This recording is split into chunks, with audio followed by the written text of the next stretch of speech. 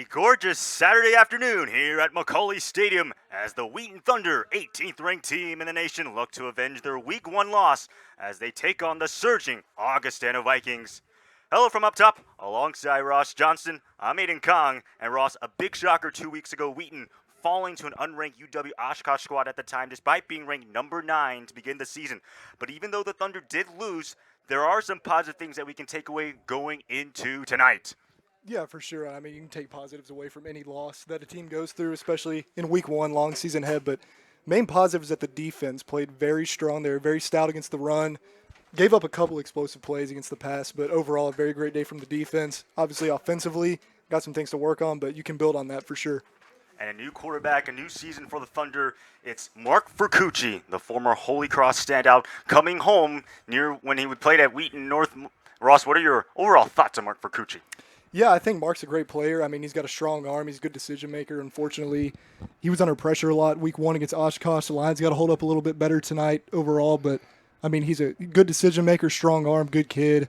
And, you know, it's the 4th straight year where Wheaton's gone into a season with a new starting quarterback. So they're used to this. The offense typically is able to perform up to the standard that Wheaton has set. And I expect him to do great things tonight.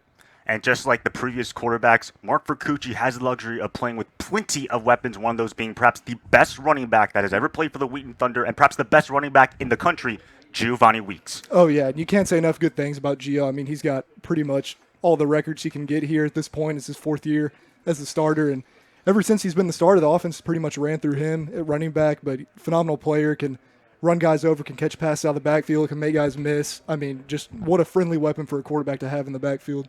And also spearing with those weapons, Ben Bonga, Seth Kortenhoven, once again coming back, a dynamic wide receiver duo that has caused chaos in the CCIW. Yeah, it's a two-headed monster out there. Unfortunately, the injury to Caleb Titherington takes him as a weapon away. But with Bonga and Kortenhoven out there, I mean, again, 2 more friendly options for a quarterback to have. And, you know, just 2 guys that can get open and make plays for your quarterback. And one of the concerns coming for this offense is this offensive line. Aiden Kingsbury, the only returning starter. Ross, how do you expect this offensive line to play tonight? Yeah, I'm sure they got challenged in practice this week by Coach Scott and the rest of the staff. I mean, I expect them to play a lot better. Oshkosh is no slouch of a team, has a really solid D-line, really solid front, and they were making Wheaton feel it in Week 1 for sure, but I expect them to bounce back this week. And before we continue the preview of the teams, we'll take it down to the field for the singing of the national anthem presented by Wheaton's very own Men's Glee Club, conducted by Zach Reynolds.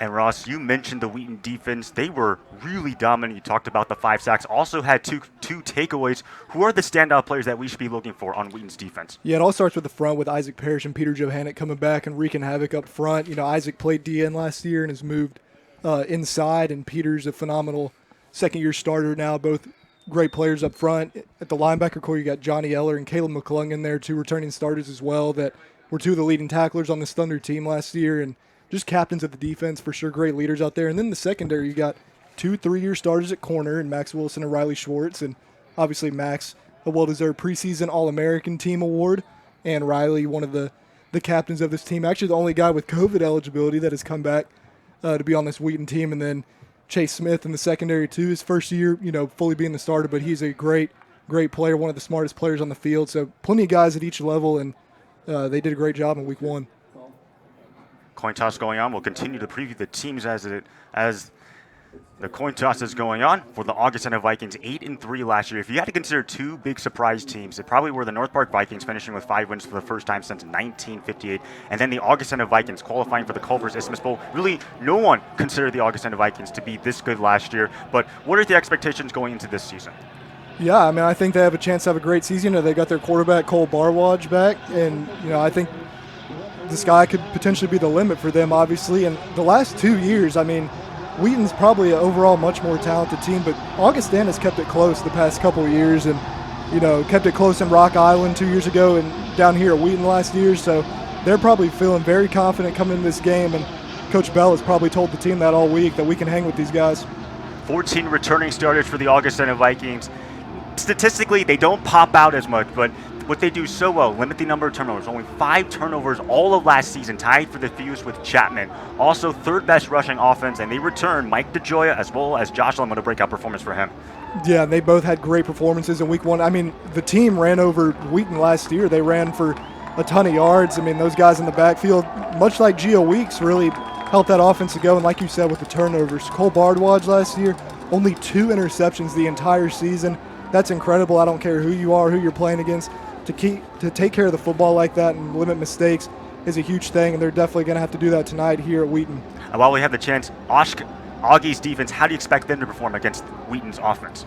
Yeah, I mean, Wheaton threw the ball all over him last year. Ben Thorson, when he was here at quarterback, threw for about 400 yards in that game. Both Bonga and Kortenhoven had well over 100 yards each and a lot of plays, so they're definitely going to have to stop the pass, but I mean, I think they're going to try to get after the quarterback and test this young offensive line that was tested at Oshkosh and didn't meet the call. So I think we're going to see some pressure sent probably, and just trying to force Mark Forcucci to get the ball out of his hands quickly. Wheaton will kick it off to the Augustana offense, so we will see Cole Barwash first. Home opener for the Wheaton Thunder after 10 months and 4 days. Macaulay Stadium is alive and well. Sit back, relax. We should have a good one.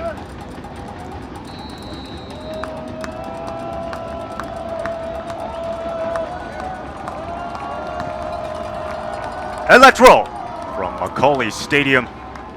Backing to receive Braden Smith, Sean Solancer. And he will be upended right at the 20-yard line. Nowhere to go. That's great kick coverage right there. Good way to get the crowd in it. The first play. You mentioned Cole Barwash, just really efficient numbers for him. I mean, 21 passing touchdowns, 2 interceptions, 59% completion percentage in his entire career, the 4th highest in Augustana history. Most passing touchdowns in a single season. We just mentioned the 21 passing touchdowns, but 52 total passing touchdowns in his career. That is also an Augustana record. Yeah, great player. Interested to see how he plays tonight against this tough Wheaton defense. We talked about the secondary. It's going to be tough back there. First down and 10, Mike DeGioia in motion. Here is Barwash with some time, fires over the middle. That pass is going to be caught and upended right at the 24-yard line for a short gain. Yeah, it looked like they were trying to send the running back up the rail there on the far side. Defense does a good job playing over top and then staying underneath. Make that tackle on the little drag route. Excellent play in there by, I believe, Johnny Eller. It was Ethan Vraybrick on the reception. 2 catches, 90 yards against Simpson 2 weeks ago. Second down and 6, they'll hand it off inside. Mike DeGioia breaks the tackle. He's still on his feet. DeGioia with a first down and a lot more. Well, that play was almost blown up from the beginning. Maxton Leathers with a great job getting a vertical presence up there in the middle, but, great run there by Augustana, and then you see the contact balance there. I mean, that was an incredible run from Mike DeGioia. 18 carries, 82 yards, had 103 scrimmage yards if you consider his receiving stats as well. Him and Josh Lim will be a deadly duo tonight. From the 38-yard line, they will stay on the ground game. DeGioia looking for some space. DeGioia trips right up to the 45-yard line as the tackle made by Peter Johannick. So far, and obviously we'll have to see how the rest of the game plays out, but it looks like Augie's trying to run it wide, sweep it out there, and force the Thunder to run sideline to sideline. It's very tough for a defense to do that, but Peter Johannick does a good job getting down the line and making the play there. Again, Augustana had the 3rd best rushing offense last year. Had a lot of success the last time these two teams played. 248 rushing yards. And Tyler Ravelli doing a lot of damage, 169 carries for him. Here's Barwash on 2nd down and 3. Dials up the deep ball. Pass is going to be incomplete out of the outstretched arms of Brett Holcomb. Yeah, good spot for that throw, just a little over top, but again, tight coverage from Wheaton. Another play action shot. They started with that on the first play. Hitting it here again, but Wheaton stays stout and covers their men really solid. 3rd down and 3 now for the Vikings. They were 7 of 13 on 3rd down conversions against Simpson. Crowd is on their feet. McCauley Stadium, they are rocking tonight. Thunder sending the blitz here. That was the Thunder's specialty under Coach Nightendale when he was the defensive coordinator. Now at Belhaven, we'll get to that in a little bit. But Coach Schweider continuing that trend. They will bring some pressure. Hand it off to Mike DeJoya. He's not going to get the 1st down. Stopped well short of the play. Excellent play there defensively by number 24, Colin Moore, coming down from his safety spot. But see, they sent the blitz there. This time, Augustana tries to run it up the inside. And honestly, it's very tough on 3rd and short to run out a shotgun. I mean, gives the Thunder an opportunity to get presence upfield vertically up there in that front. And great job by Moore making that play with others in the backfield. Colin Moore, one of those new starters for the Thunder, sophomore at Wheaton, Illinois, 9 tackles and 1 forced fumble 2 weeks ago against Oshkosh. Jordan Klim to send it away for the Vikings. Back deep to receive Seth Kortnoven, and he's not going to touch it, and it will go out of bounds right near the 26-yard line, and out comes Wheaton's offense. Mark Vercucci, Giovanni Weeks, Ben Bonga, Seth Kortnoven. Those are their star players for the Thunder. And we'll see them tonight. And I'm very interested to see how this first drive for Wheaton goes. Coach Scott always scripts the first 10 plays of every game, so they should be the most well-executed plays, you hope, because you'll likely rep them in practice each week. But see if they take some shots or try to get Gio going, whatever they do, I'm sure Coach Scott has a good plan. For Cucci, 24 of 33, 73% of his passes were completed, a touchdown and a pick. Also ran for 16 yards on 15 carries.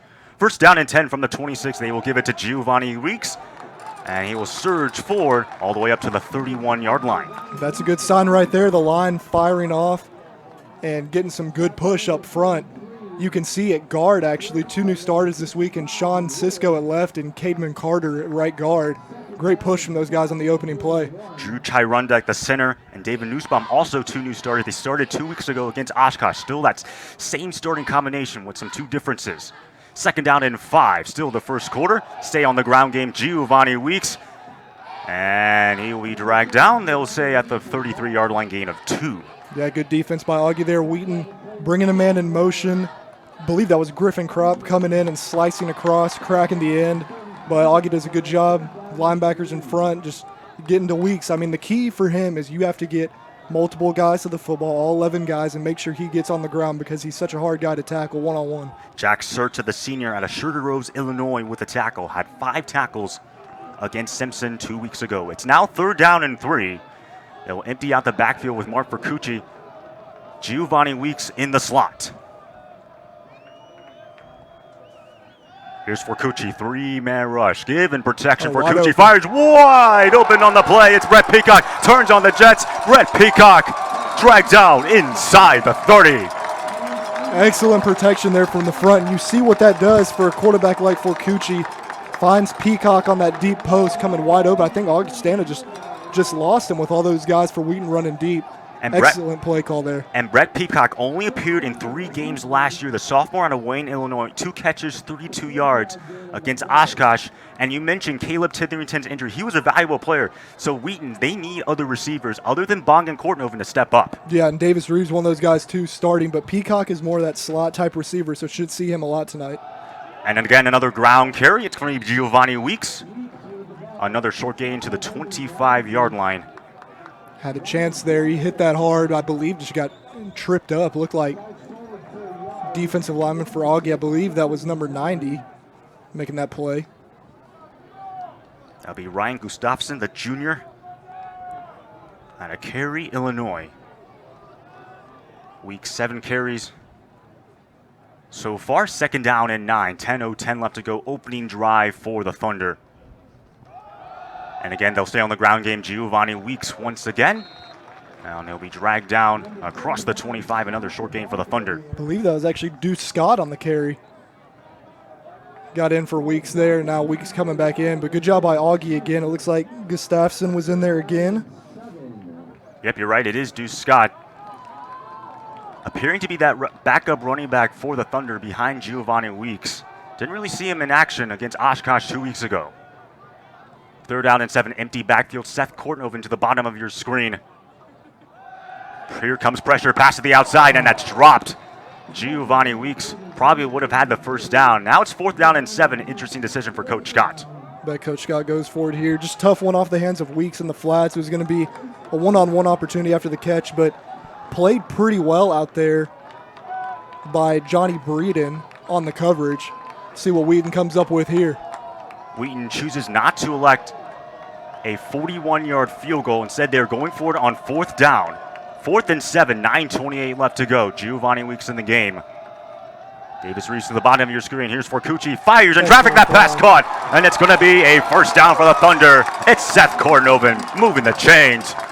That is an excellent throw by Forcucci. His 2nd of the drive. 2nd completion of the drive. And you see Korthoven with that little 5-step slant up top. He throws it right off that linebacker's ear, right on time. Defensive back can't make a play. Number 22, Darren Oregon. But great play by Korthoven again. Quarterback-friendly receivers on this Wheaton team. Big body, strong hands. Nice catch there. 58 catches, 927 yards, 10 touchdowns. Fans will remember that Hail Mary catch against WashU to keep the season alive. Oh, yeah. Out of the single back formation, they will give it to Giovanni Weeks right up the middle. Weeks just going to surge ahead, and they will mark him down at the 6. Nice play there, bringing Juska in motion this time, the former All-American tight end, leading the way on that little counter handoff. And nice little crease opened up, but obviously the defensive secondary for Augustana not playing too far off since we are in the red zone, so they're able to get in there and make a play. It's now 2nd down and 6. This is the 8th play of the drive. Wheaton knocking on the end zone. 2nd down and goal now for the Thunder. Onga operating out of the slot. Forcucci's out of the shotgun. And they'll give it Giovanni. No, Forcucci still has the football. Mark Forcucci trying to get the edge. He's in. Touchdown, Thunder. I love that play call there by Coach Scott. And you see the wheels that Forcucci has. We saw that a little bit versus Oshkosh when he was almost running for his life. That time, they bring Korthoven in motion. He returns. They almost run a triple option out of it. And Forcucci says, I'm just going to do this myself. Gets to the edge and hits the pylon. First rushing touchdown for Mark Forcucci. Again, uber efficient against Oshkosh, but you think with 2 weeks of practice, he's going to let it loose. Yeah, for sure. And, I mean, you got to remember, these new quarterbacks every year, and this is Mark's 1st year here, got to get comfortable with the guys like Will Bowers did a couple years ago. It's going to take time. Mateo Dresch on the extra point, and it is good. Thunder opening drive, take an early 7-0 lead. 7:59 left to go in the 1st quarter. The best thing about that drive, Wheaton having a few explosive plays. That's what they lacked on offense against Oshkosh, and it's a big part of this offense over the past few years. Just those big explosive plays, passing or running, and I don't know if they really had a negative play on the drive. Maybe a couple of no-gainers, but excellent opening drive, great execution on those scripted plays. And you mentioned the explosive plays. That's actually a stat defined as a run of 10 yards or more or a pass of 20 yards or more. Wheaton 2 weeks ago only recording 2 explosive plays. They struggled really to get anything going as Oshkosh. They were determined to stop the run. And in terms of passing, Mark Forcucci struggled to get chemistry, but that drive, I mean, they showed a lot.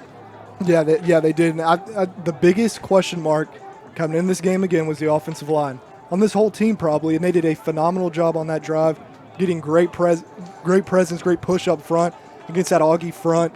And in pass protection, I mean, the first deep shot from Forcucci to Peacock, he had all day to sit back there and go through his progression.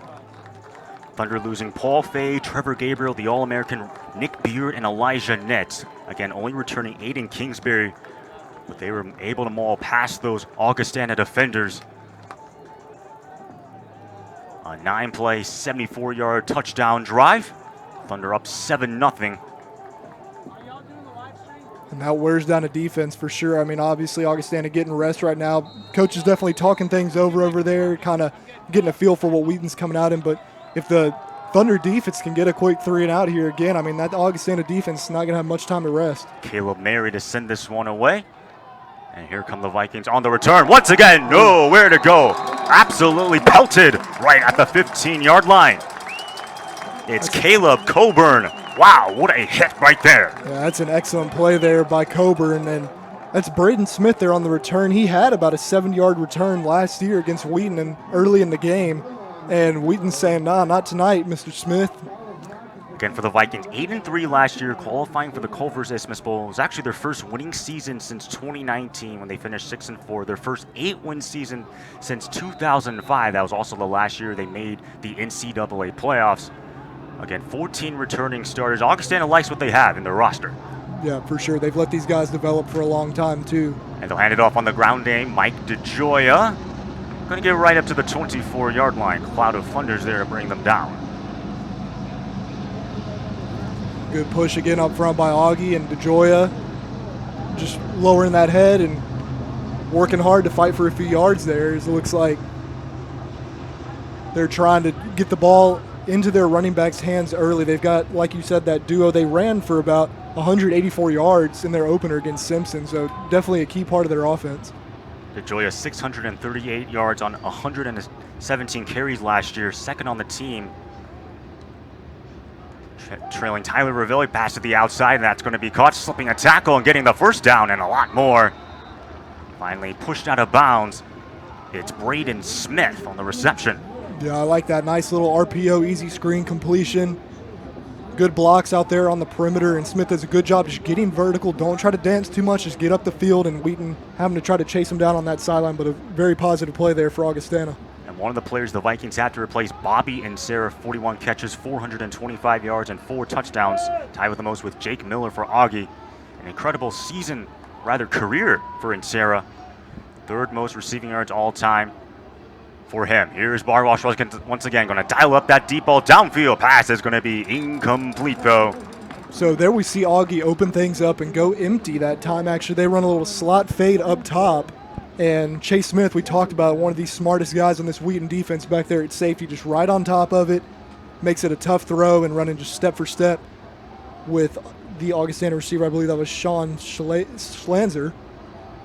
Sean Schlanzer, 7 catches, 75 yards, and a touchdown in their win against Simpson. This time they will stay on the ground game. Mike DeGioia looking for some space. Once again, Mike DeGioia right up to the 37-yard line for him. I mean, he's got great contact balance. Again, like Weeks, it's going to take multiple guys to get him down, and you see them sweeping again on that right side, pulling their guard, Ben Hartman, getting out there and getting some nice blocks in, but another 3rd and short for Augustana. I don't think they're going to be able to run it out of the shotgun here. Wheaton probably going to be able to make a nice play on that up front. 5 carries, 31 yards now for Mike DeGioia. Vikings face another 3rd down, under 5:50 left to go. It's 3rd down and 3 from the Vikings 37-yard line. Watch that wingback slicing across. Here is Barwash, 4-man rush, fires, and the pass is going to be caught. First down and a lot more, and still going. And he's still on his feet. Braden Smith finally down inside the 30. So they ran essentially the same play on their opening play of the game, just a little variation of that mesh with the running back, DeGioia, wheeling out, and Smith comes wide open underneath. And then look at DeGioia just blocking down the field and allows Smith to get probably an extra 10, 15 yards after the catch that he wouldn't have gotten because of that block. The Thunder defense, if there's anything that they didn't do right, they gave up 8 explosive plays against the Titans 2 weeks ago, despite 5 sacks and 2 takeaways. Here's Barwash once again. He's going to dial that deep ball, and the pass, it is incomplete. Ethan Vrabik, the intended receiver, but Riley Schwartz matching him stride for stride. Yeah, great coverage by Riley Schwartz right there. And I believe Luca Torti running out there as well. New starting Sam linebacker for the Thunder. That's that strong side linebacker, but I mean, Barwash clearly, for a guy that only threw 2 picks last season, he clearly will take risks. He's putting it up there and trusting his guys to make a play. And as a receiver, I mean, you love that when your quarterback trusts you to make a play. Right now, Barwash 3 for 6 for 49 yards. Still early. 4:53 left to go. Thunder scored on their opening drive. Vikings trying to respond on their second drive. DeGioia in the ball game. 2nd down and 10. Reverse. And it is a reverse going to the outside and looking for some space is Sean Schlanzer. Pelted right there. It's Colin Moore once again getting home. Yeah, great sound defense right there. They try to get Schlanzer around the edge, having the lead blocker Jake Miller out there, but Wheaton's all over it. Excellent defensive play. 3rd down and 9. Vikings 1 of 2 on 3rd down so far. It'd be about a 46-yard field goal from here, too, so I would imagine 45-yard field goal or so. I would imagine that this might be 2-down territory for Augustana. 4-down territory, I should say. Sean Schlanzer to the bottom of your screen. Barwash and Mike DeGioia out of the shotgun. Wheaton's about to send pressure, yep. That's a good timeout by Augustana. Wheaton definitely sending the pressure look right there with those off DBs, linebackers staying in the box. So we'll see what they come up with to run here. I would imagine they would try to mesh some of those guys across again. I mean, Wheaton has not been able to stop it yet. And part of the new changes for the Thunder, they lost both their offensive coordinator, Coach Bauer. He was replaced by Coach Hauk. And then Coach Nightingale accepted a head coaching gig at Bellhaven. In comes in Coach Schweider. Ross, what are some differences that you see so far from Coach Nightingale and now from Coach Schweider? I mean, honestly, not a lot. The way the defense played in week 1 looked a lot similar to the Coach Nightingale defense. I mean, I think the personalities of them, too, as coaches are very different. Coach Nightingale is definitely more of a fiery guy, and Schweider definitely just a great dude, and not as fiery as Nightingale probably because that's kind of hard to do. But, I mean, Schweider is a guy that everybody wants to play for like Nightingale was. That's something you have in common, that the two have in common. So, I mean, he's a great coach. He's helped out with the D-line, linebackers. He's going to have this defense ready to go every single week. I can promise you that. And just to make it really clear, we're not talking about Mike Schweider. We're talking about Mikey Schweider, his son. I mean, same last name. If you have that last name, you were born to be a coach. Well, it's 3rd down and 9. Crowd is on their feet. They want another stop. Braden Smith in motion. Here is Barwash again. Some time fires and the pass caught. There is a flag on the play as Nate Henry made the catch. So it looks like they just ran a little stick concept right there, and John Bolton with the reception. He had been open for a second sitting there, but we'll see what the flag is. Looks like they're talking to Coach Scott, so it must be on Augie.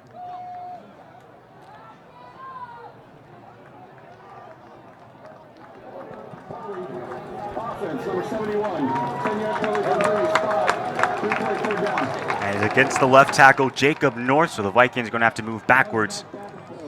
Yeah, I mean, I don't know. It looked like Peter Johannick might have had hands to the face, kind of got on that face mask, and I mean, I think Wheaton might have got away with one there, but 3rd and long, we'll see what Augie decides to do.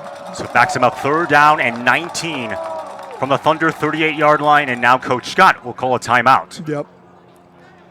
They weren't lined up. Something was not communicated properly in that secondary, I believe. We can get to talk it over, but I mean, there's only so much you can do here for an offense, 3rd and forever. I mean, you see a lot of teams in college and the NFL just run a little quick screen to the receiver here or whatever, so I bet Wheaton's going to talk that over in the huddle here. But, I mean, also, Bardwaj has been throwing it deep so far, so we could see a deep shot here again.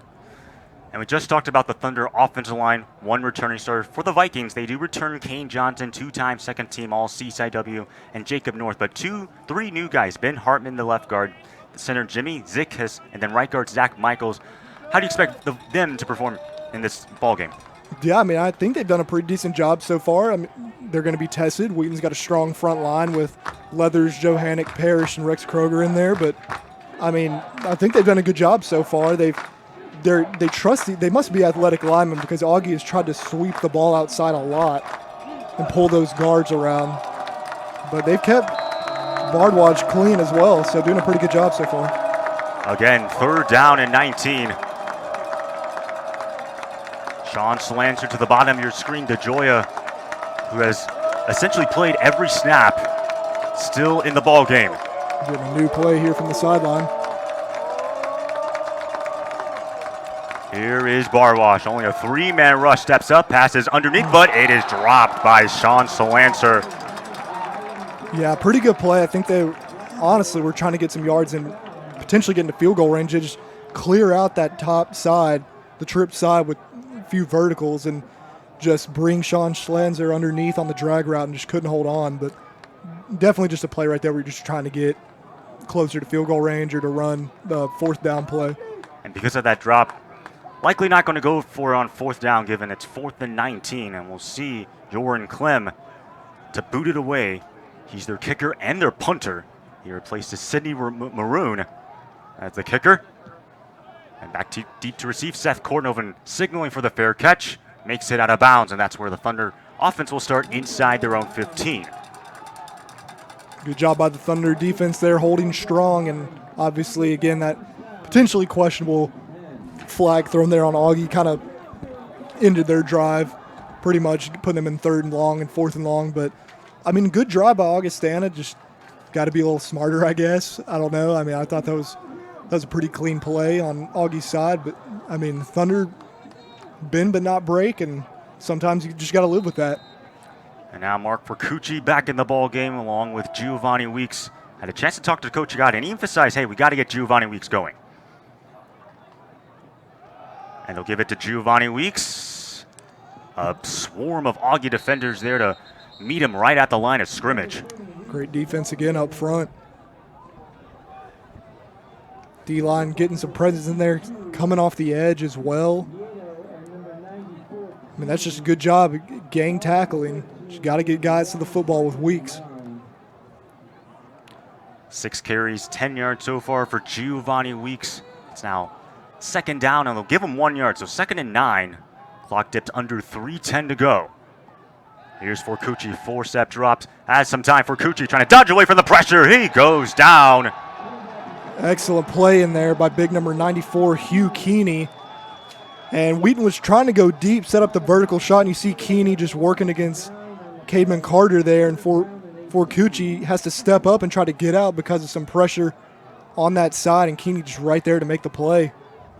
29 tackles, 3.5 tackle for losses, and 1.5 sacks for Hugh Keeney. Had 6 tackles and a forced fumble against Simpson 2 weeks ago, so now you're looking at a 3rd down and 18. Thunder better be careful as well, because last thing you want is a safety, given that you're nearly in your own end zone. The only rush 4 here is for Forcucci again, given some time. This drops up underneath, and going to get right back to the 1st down. I think Weeks may have gotten that. And we'll see if the referee will give it to him. Looks like they're going to have to spot it, potentially. And they just dropped it off underneath to Giovanni Weeks. I mean, Wheaton essentially doing the same thing that Augie just tried to do on 3rd and long, just clear people out. They end up throwing it to Weeks underneath, and you see the wheels he has, and they're going to give him the 1st down. Great play there, and that's what Giovanni Weeks can do for a football team right there. Yeah, the yards after the catch so deadly, both in the running game and the passing game. As he will stay in the ball game for the Thunder.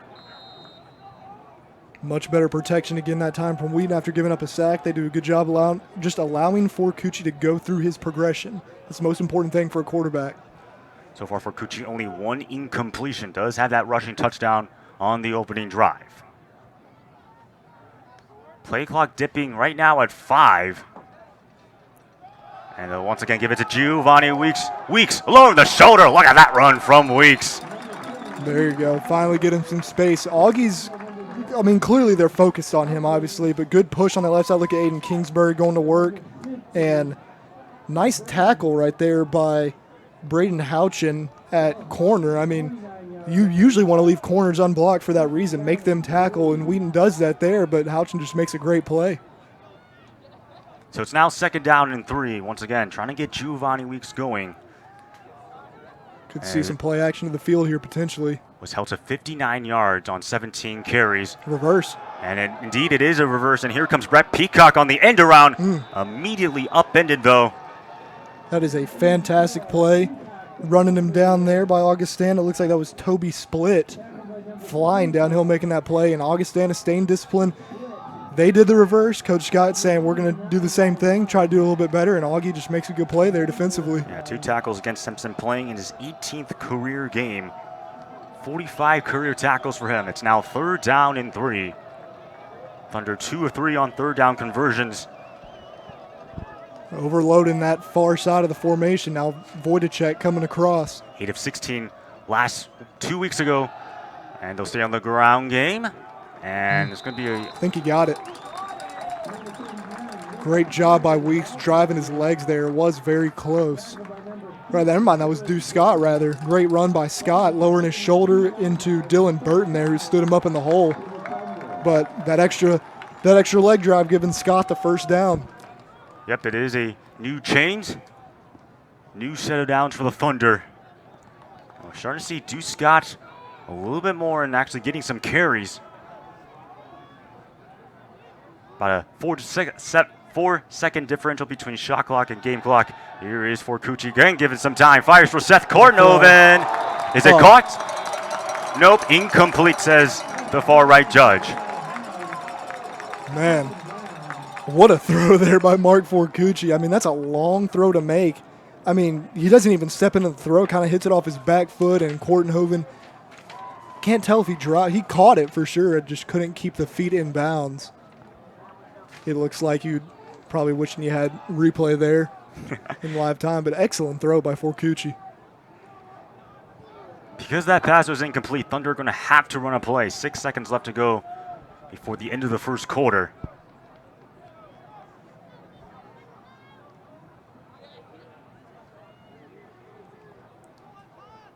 Coach Scott taking a timeout late. Indeed, they will call the timeout. I believe that's their second. Probably not ideal to have to do that, considering there's only one play to be ran in this first quarter. And you talked about Mark Forcucci and the fact that he's the 4th consecutive quarterback to start for the Thunder in the last 4 years. And you go back to 2021 with Luke Anthony, Will Bowers in 2022. And then last year, Ben Thorson. And yet despite the change at the quarterback position year in and year out, the Thunder, they've made the playoffs the last 3 years. Yeah, and I mean, that's a testament to this coaching staff led by Coach Scott. I mean, I argue he's one of the best play callers in the country. I mean, that includes Division I football as well. He's such a great play caller, makes his offenses very quarterback friendly. But, you know, it's a great program with some great coaching, and these guys play hard every week. You know, most games they are the more talented team, but they don't act like it. They play hard every week. And, I mean, the offense, you've seen, like, despite the inconsistency at the most important position on a football team, it's the same thing every year. And so far tonight, only 7 points, but they're showing that they're definitely a step ahead of where they were 2 weeks ago at Oshkosh. It's also interesting to note for the last 4 quarterbacks, they originally did not start their careers here at Wheaton. For Luke Anthony, he was at Dayton. Will Bowers, Liberty. Ben Thorson, he was at Taylor. And then for Mark Forcucci, he was at Holy Cross. Yeah, it's something about the transfer quarterback nowadays, I guess. They've used the transfer portal really well. And the final play is a carry by Giovanni Weeks. He'll get up to the 37-yard line. And that'll bring us to the end of the first quarter. It's the Wheaton Thunder, 18th ranked team in the nation. They lead it 7-0. Good quarter for both teams. I mean, thought Augie fought hard as well and showed some good stuff on the field. I mean, it's got to be a football game. Augustana, I mean, getting 8 wins last year, that allows your program to form a new standard that we're going to be a winning football team consistently. Now that next step is fight to make the playoffs. And again, like we talked about, they've played this Wheaton Thunder team close the last 2 years in Rock Island and here in Wheaton. And they're they're coming in this game with plenty of confidence. They show it. They're not scared of the opponent or scared of the moment or whatever it may be. And they've come out here tonight ready to play. And against Simpson, again, they beat them 30-13. Pretty sound victory. Not the biggest blowout in the world. Yeah. 420 yards. Again, they dominated the ground game, played with their identity, and along with 6 explosive plays. But you had Coach Bell, the head coach for the Vikings. He said, hey, we're a lot better than that. And then Cole Barwash, he said, I mean, he himself had a very solid performance against Simpson, 236-yard, 2 passing touchdowns, completed 66% of his passes. Did have a fumble, but he considered his performance to be sloppy. Well, and again, that's that new standard. I mean, they had a really good season last year, made the Isthmus Bowl. I mean, that's that new standard we're talking about, and they're showing that, yeah, we won week 1, and that's good and all, but we're not satisfied with how we played. We know we can play at a higher level. Wheaton with 94 yards of offense, Augustana with 81. First play of the second quarter now, as we're about to play under the lights. First home game for the Wheaton Thunder, and it's unusually hot, nearly 88 degrees, and hot in this booth as that pass over the middle is complete. Nice throw and catch there. That's Ben Juska, getting former All-American tight end, we said, getting involved finally, and using that big body there, just spots up over the middle and makes it an easy throw for Mark Forcucci there. 5 catches, 45 yards for Ben Juska 2 weeks ago against the Titans. You mentioned a preseason All-American a year ago, first team All-CCIW selection and back in 2022, and then last year a second team All-CCIW selection And you can consider him and Bobby Beener of North Central to be the best 2 tight ends in the CCIW. Oh, yeah, for sure. Fresh set of downs. That pass to the outside is going to be incomplete. He was trying to hook up with Seth Kortenhoven. That might be the first miss I've seen from Mark Forcucci tonight. Just run a little RPO and a little short speed out from Kortenhoven up top and just misses a little bit inside. That's a quarterback no-no right there, missing inside on the out route. But luckily, no play made there by Augie, just incomplete pass. Ben Bonga still searching for his first catch, but for Seth Kortenhoven and Ben Bonga, they're the first Wheaton wide receiver duo to earn first-team All-CCIW honor since Mark Hyben and Morgan Cook did it back in 2012. Yeah, it's a deadly duo for sure. Whoa. Oh, nowhere to go on that ground game. Wow. Giovanni Weeks pelted backwards. Big 35 there, Jackson Serta and company. I mean, man, look at this front, just driving up the field and bam, meeting Weeks in the hole. Excellent defensive play. And we talked about this at the top of the broadcast. I think where the game is going to be won for both Augustana and Wheaton is probably that offensive line and defensive line. Yeah, that's how most games go. I mean, it all starts in the trenches. The guys that get the least amount of glory each game, are probably the most important for how a football team operates. So it's now 3rd down and 11. Giovanni Weeks returns with Mark Forcucci. No, they got zone coverage here. It's a 4-man rush. Here is Forcucci. Fires wide open and a first down for the Thunder. Davis Reeves. So they use the motion there, bring Weeks in the backfield to see what the defense is in. No one follows Weeks, so they're in zone. And then they just run a little dagger concept up top with, I believe, Brett Peacock up the seam and Reeves coming in underneath on the deep dig route. Excellent throw by Forcucci, well-timed, and good strong catch with the hands there by Davis Reeves. Only had 2 catches for 20 yards all of last year. 2 catches, 29 yards against Oshkosh. And Coach God, he talked about him. He said he is not afraid to do the dirty work. Oh, yeah, he's always been a player that's cherished that dirty work. Forcucci rolling to his right. The pass is going to be dropped, though. It was intended for Ben Juska. Excellent play there by Toby Split, breaking that ball up.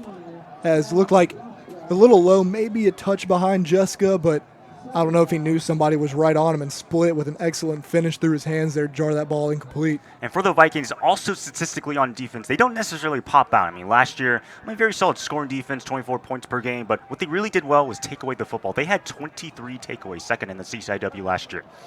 Yeah, very opportunistic defense for sure. You got to tuck the ball well, be calm with it at quarterback, just like that. And once again, another strike, and that's going to be Ben Juska.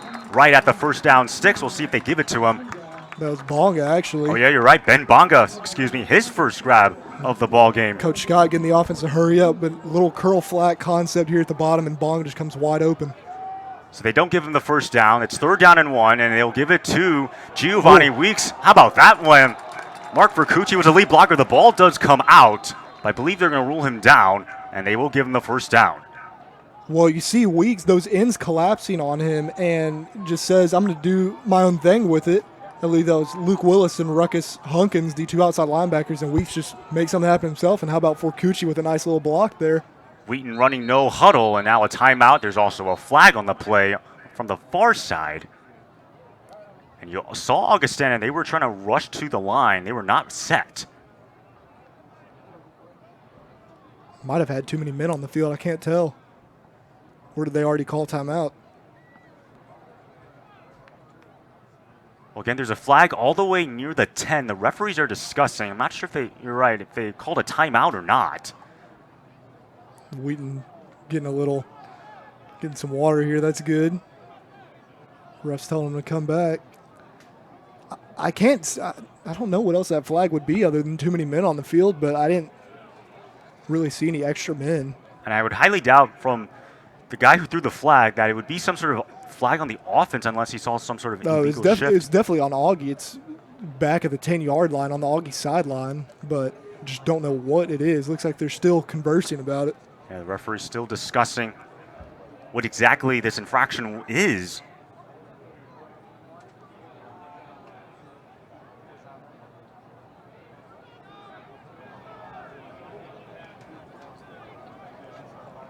It'd be interesting to see. This gives Coach Scott probably time to tell his guys what the next play will be and make sure they're all on the same page about everything.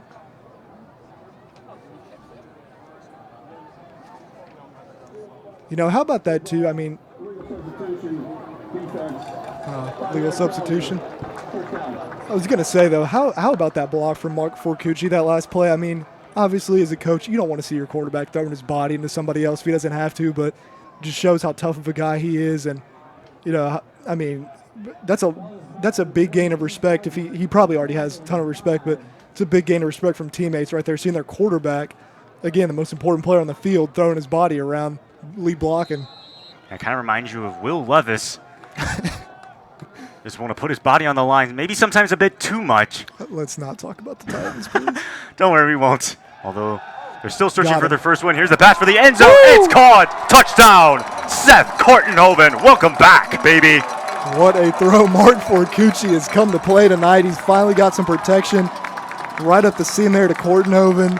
And, I mean, Seth Kortenhoven and Ben Bonga both just have huge catch radiuses. What that means is they can just get to the football with their long arms and just make plays that most guys in Division III probably can't make. You see him just skying up there. That's not an easy catch.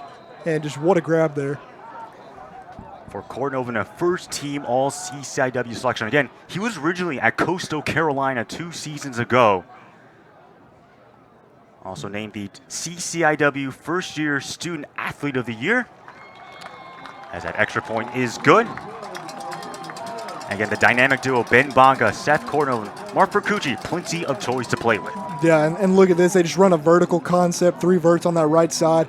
Good job by Breck Peacock kind of pulling that deep middle safety a little bit away from Kortenhoven to give Forcucci enough room to just rip that thing in there. But just what an excellent throw. You can see the arm strength on display already. And, I mean, again, just throw it up to these guys. Kortenhoven, Bonga, Jessica, even Peacock and Reeves, just throw it up to them. Give them a chance. And Forcucci doing that so far tonight. And I had a chance to talk to Coach Scott last week on Thursday, and he talked about after that loss for the players, they wanted to go out and play the following week. But instead, Coach Scott, he told his team to embrace the training camp mentality, embrace having an extra bye week because obviously they didn't play last week. But he told his team, hey, embrace practice, embrace working hard. And for the Thunder, really flawless. Two drives, 2 touchdowns. Yeah, I mean, they're doing a great job on both sides of the football. It's going to be interesting to see what Augie does here offensively. But, yeah, I mean, that second week bye week is never a fun thing because you have been in this training camp grind, want to play as many games as you can, but it can be very helpful for a team. Let's see what Braden Smith can do on the return. He'll take it right up to the 30, so more than a positive return. And at least in college football, we don't have to deal with that dynamic kickoff thing, confusing rules. Fans are still trying to adjust. We can still get a normal kickoff here in college football. Yeah, and I understand the reason why the NFL went to that, but I mean, it's such a weird thing to see, isn't it? I just prefer the traditional kickoff. Just let the boys run down the field and let some big plays happen. Obviously, trying to take from the XFL, encourage more returns. Also, a couple of new college rule changes. Clock runs after every first down gain, does not stop. Also, the 2-minute timeout, basically the 2-minute warning. Third drive for the Vikings, still trying to find some points. They're down 14-0. Man coverage here at the bottom with Max Wilson. Here is Barwash. He's looking to throw. He feels the pressure. Barwash looked out. Pass down the sideline. Incomplete, though. Oh, that was a dangerous throw there by Barwash. Looked like he was going to take off for a second, then stopped and reset. Threw down the sideline there, but see that Isaac Parrish just inches away from getting a hand on that football and it potentially being much worse for Augustana. Right now, Johnny Eller, Riley Schwartz, 3 and 2 tackles apiece, and Dylan Burton leading the way for Augustana with 5 tackles of his own. You can tell they definitely watch film, though. I mean, they're taking deep shots, and that was the Wheaton defense's main struggle in week 1. Second out and 10, they will give it to Mike DeJoy on the carry, right near the first down chains. They may give it to him. Him and Weeks look so similar, honestly, and I'm not saying he's the same caliber as Gio Weeks, although he's clearly a very good player, but he just hits the hole so hard, and he's so tough to bring down. Maxton Leathers in there again with some good pressure up front, but just Mike DeJoy, just tough guy to bring down. Haven't really seen much of Josh Lim tonight, but DeJoy doing a great job carrying the load on the ground. And Mike DeJoy finishing second behind Tyler Ravelli, who ran for over 1,000 yards last year. Yeah, he tore us up too last year. Here is Barwash looking to the near side. That pass is going to be dropped, though, by Braden Smith. Went through his hands. That was a tough play to make there for Braden Smith. First down, though. Still got 2 more downs. So now they're just trying to get a little quick completion, maybe get some extra yards, but Colin Moore was nearby as well. And for now, the Vikings with 42 rushing yards. Mike DeJoy, he has found some success. 41 yards for him on 6 carries. Yeah, and he ran 18 times for 83 yards in that opener against Simpson. Interesting. I mean, Josh Lim ran for 121 himself, and interested to see if we see some more of him tonight. Yeah, it is a surprise given how he had a 67-yard rushing touchdown and a very short gain. I think they'll just give him 1 yard on that play, so it's going to bring up 3rd down and long. Yeah, good job up front there by Wheaton. That was Ben Ludlam on the carry, getting some action for Augustana, and just Wheaton getting multiple hats to the football again. The crowd now getting loud for 3rd down. And for the Thunder defense, they know what the game plan is. They want to make Cole Barwash beat them, not Mike DeJoy or not Josh Lim in tonight. 3rd down and 9 now. They'll bring some pressure. Here is Barwash trying to escape the pocket. Barwash, he goes down. Nowhere to go. And that was a great total effort by that whole defensive line right there, getting pressure. Isaac Parrish going to be the one that makes the play, but look at Kroger and Johannick off the edge getting some pressure, and then Parrish strings it out and gets Barwash down. Great coverage in the back half as well from Wheaton. Great defense right there. 10 tackles for Isaac Parrish 2 weeks ago against Oshkosh. Actually, that's his career high as well. 7 tackles and a sack last year when these two teams played. And Ross, you mentioned he seems more comfortable at that defensive tackle position than at DN. Yeah, well, he's just such a high motor guy. It was wild. Chase Smith nearly blocked that. Yeah, I mean, Isaac's just such a high motor guy, such a hard worker. Does anything for the team clearly as he gets moved around this year so they can plug in Rex Kroger at defensive end, but just fantastic football player. And we didn't have the chance to mention Ben Thorson, last year's starting quarterback, because Wheaton's final game was against UW-Whitewater in the 2nd round of the NCAA playoffs. But for Ben Thorson, maybe not the most athletically gifted quarterback, but there were a lot of things that he did so well. Yeah, I think he was a great, pleasant surprise for this Wheaton football team last year. I mean, he's one of the strongest arms you'll find, but just another guy who's another very hard worker and does anything for the team, and he had a great season last year. And we'll get to the stats in a moment because he actually did break some records, Wheaton records to be specific. Mercucci going to keep it himself on the zone read, looking for the edge. Mark Mercucci, the ball comes out. It is loose. I believe Bonga got on that heads-up play there by Ben Bonga. Yeah, Coach Scott probably going to tell his quarterback to slide right there. Forcucci's got some wheels on him, but not the smartest decision right there. And I believe number 39, Ruckus Hunkins, was the one who jarred that football out, one of the returning starters on this Augustana team. But good job by Bonga just to follow on that. I mean, could have been a lot worse for Wheaton. That could have been the play that turned things around for Augustana here in the first half, but heads up by the veteran wide receiver. So it's now 2nd down and 8. Crisis averted for the Thunder. Coach Scott checking this play here, sees a look at defensive backs playing pretty close, either sending pressure, clearly a disguise here. Off the play fake here is Forcucci, fires, and the pass incomplete for Seth Kornhoven. Not going to get a flag, though. Coverage made there by Darren Organ. Pretty bang, good job by Darren Organ there. It looks like Kornhoven may have just stumbled a little out of his break, couldn't get fully around and get back to the football, and Oregon just makes a fantastic play breaking that up and gives Augie a chance to get off the field here on 3rd down. 3rd down and 8 now for the Thunder. They've scored on their last 2 offensive drives. Augie's got to get some pressure here. When they've let Forcucci sit back here and make a throw, he's killed him so far. Randy Voyacek is in the ball game. 3rd down and 8. Forcucci flushed out to his right. Forcucci, he's going to dial up the deep ball downfield. That pass, adjustment, incomplete though for Davis Reeves. And he's frustrated that he did not come up with that play. He had a chance to make a 50-50 catch, but it was a tough play. Yeah, that's a good play there by Caden McShaw. And those are the toughest plays for a defense when the quarterback gets out of the pocket, scramble drill, you got to plaster, and Forcucci throwing a little bit across the body there, long throw. We know he's got the strong arm, but McShaw does a great job of running with Davis Reeves there. And McShaw having a good start to the season, actually had an interception, his first ever in his career against Simmons in week 1. It'll be Nate Toffelon now to send it away for the Thunder. And for Toffelon, he had an interception himself as a safety. Yeah, safety punter. I mean, the kid can do it all, right? Yep, two-way player. He sings for him at football chapel every Friday, too. Oh, wow, nice. Here's Braden Smith now on the return for the Vikings. Going to cut it back to the outside before being upended at the 29-yard line. It's Christopher Carsons on the tackle. Great play there by Carstens. Good kick coverage. We talked about it. Braden Smith had a big return here on kickoff last year, and he's a very dynamic player, but Wheaton doing a good job getting to the football there on the return. It's just tough. You give athletic guys like Smith a ton of space, it's hard to get them down, so you got to get multiple hats to the football.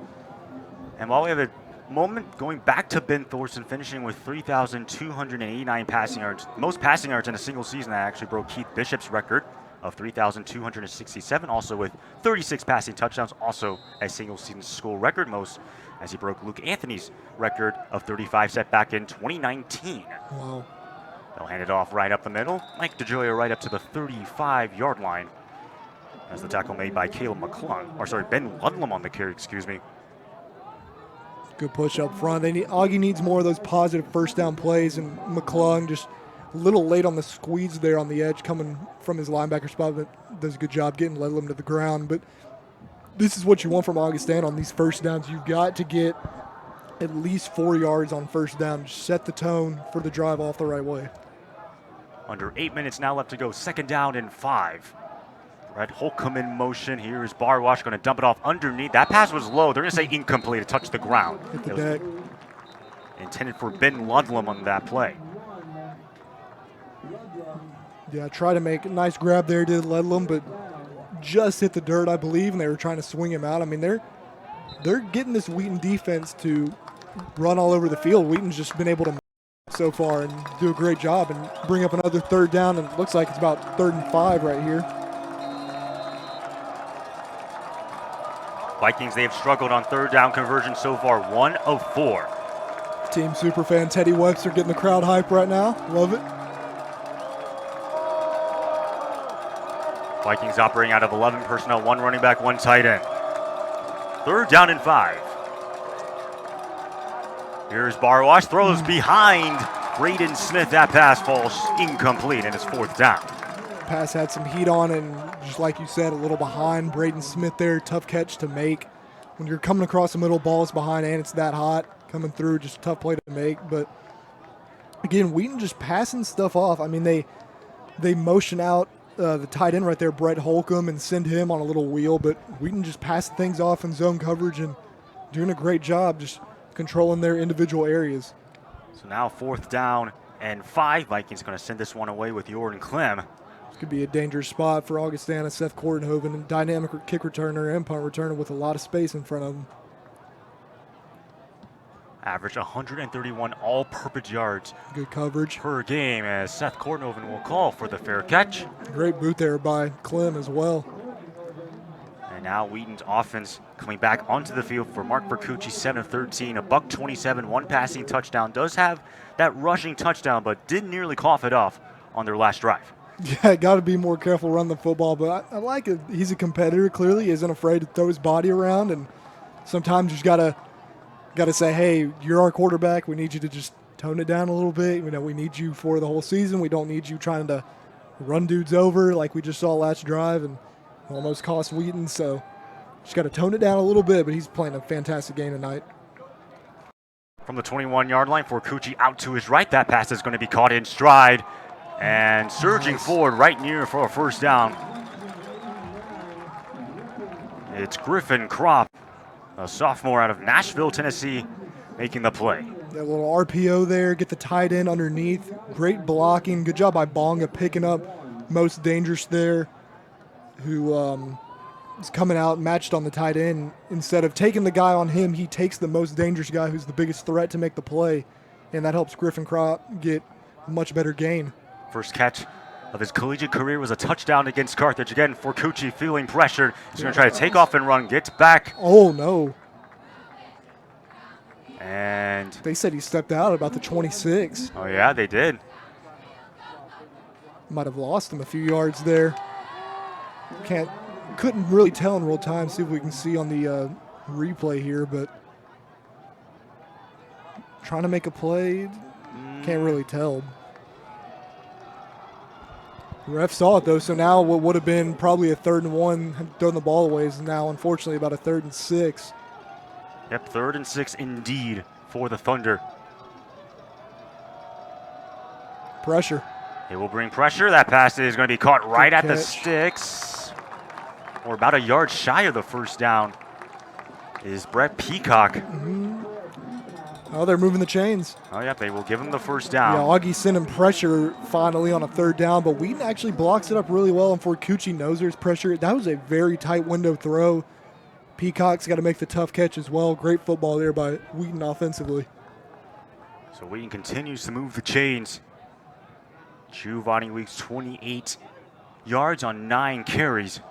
Nice. That pass again in stride. It's going to be Ben Bonga. Another first down for the Thunder. Great fight. I mean, again, we talk just such a quarterback-friendly offense. It's an easy read for Forcucci. They motion Weeks out. They get the linebacker to match him, follow him out. Bonga just curls it up right off that linebacker, and it's easy completion. And then Bonga does the rest after the catch. 79 catches, 1,035 yards, and 11 touchdowns for Bonga last year. The first Wheaton wide receiver to get over 1,000 yards since Alex Piccone did it back in 2008. Yeah, and he's a heck of a player, great family, just great wide receiver for this football team. They fake it to Weeks. Here's Forcucci going deep again. That pass falls incomplete, as it was intended for Bonga again. Just off the mark. I mean, again, Mark Forcucci's been on target most of the night. Just a rare miss from him that right there. Looks like Wheaton going to sub an extra receiver in for this formation on 2nd down and 10. And last year against Augustana, Ben Bonga, 12 catches, $143 and 1 touchdown. Career high in receptions. So he has had his way against the Vikings. It's now 2nd down and 10. Clock stopped at 5:28. Forcucci all day to throw. Now dancing. Forcucci out to his left. Trying to make a play. Forcucci just going to grounded that pass. Incomplete. There's also a flag right at the Augustana 37-yard line in the secondary. Could be a hold. I mean, they had to cover for a long time right there.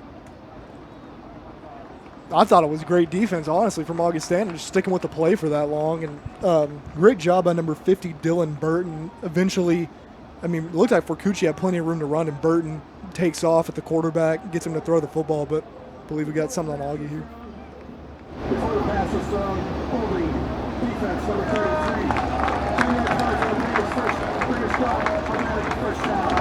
33. It goes against Dakota Strait, the corner, and you mentioned how they had to cover those Wheaton wide receivers for so long because Forcucci was able to extend the play, so it is a first down. And that's a tough, I mean, defensive back's one of the toughest positions to play in football. You got to cover a guy for that long, and it's hard not to get your hands on him. And Augie's just got to get to the quarterback a little quicker there.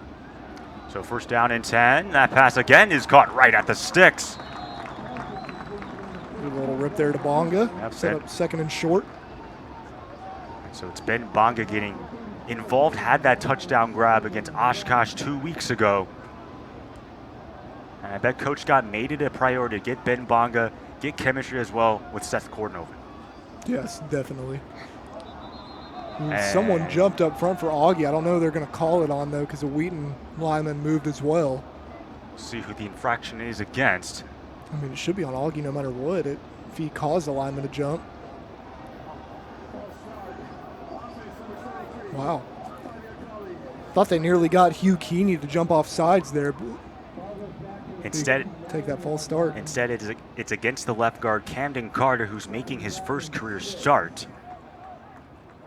And you have Camden Carter, who's making his first career start. And of course, Drew Chirunt at the center, making his 2nd career start.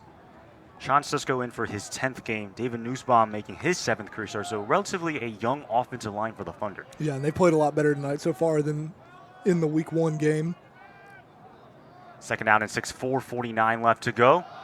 And they will give it to Giovanni Weeks, who gets right to the 35-yard line. Great run. Actually, the 33. Yeah, moving the chains. Good run by Weeks there. Solid. But, I mean, they haven't given him much room on the ground. Wheaton trying to run the ball inside. And, you know, over the years we've seen plenty of instances where Weeks just able to break through the second level and dust everybody. And so far, Augie's doing a pretty good job against him on the ground. 1,697 rushing yards for Giovanni Weeks and 21 rushing touchdowns a year ago. Both of those single-season scores.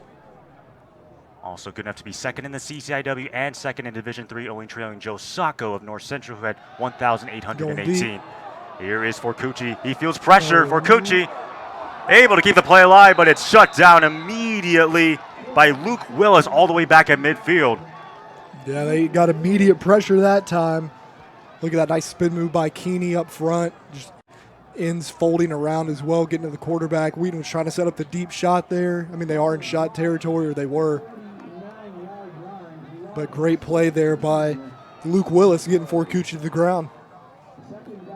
And now that front gets rewarded by getting a playoff. That's Luke Willis's first sack, by the way. Had 5 tackles 2 weeks ago against Simpson.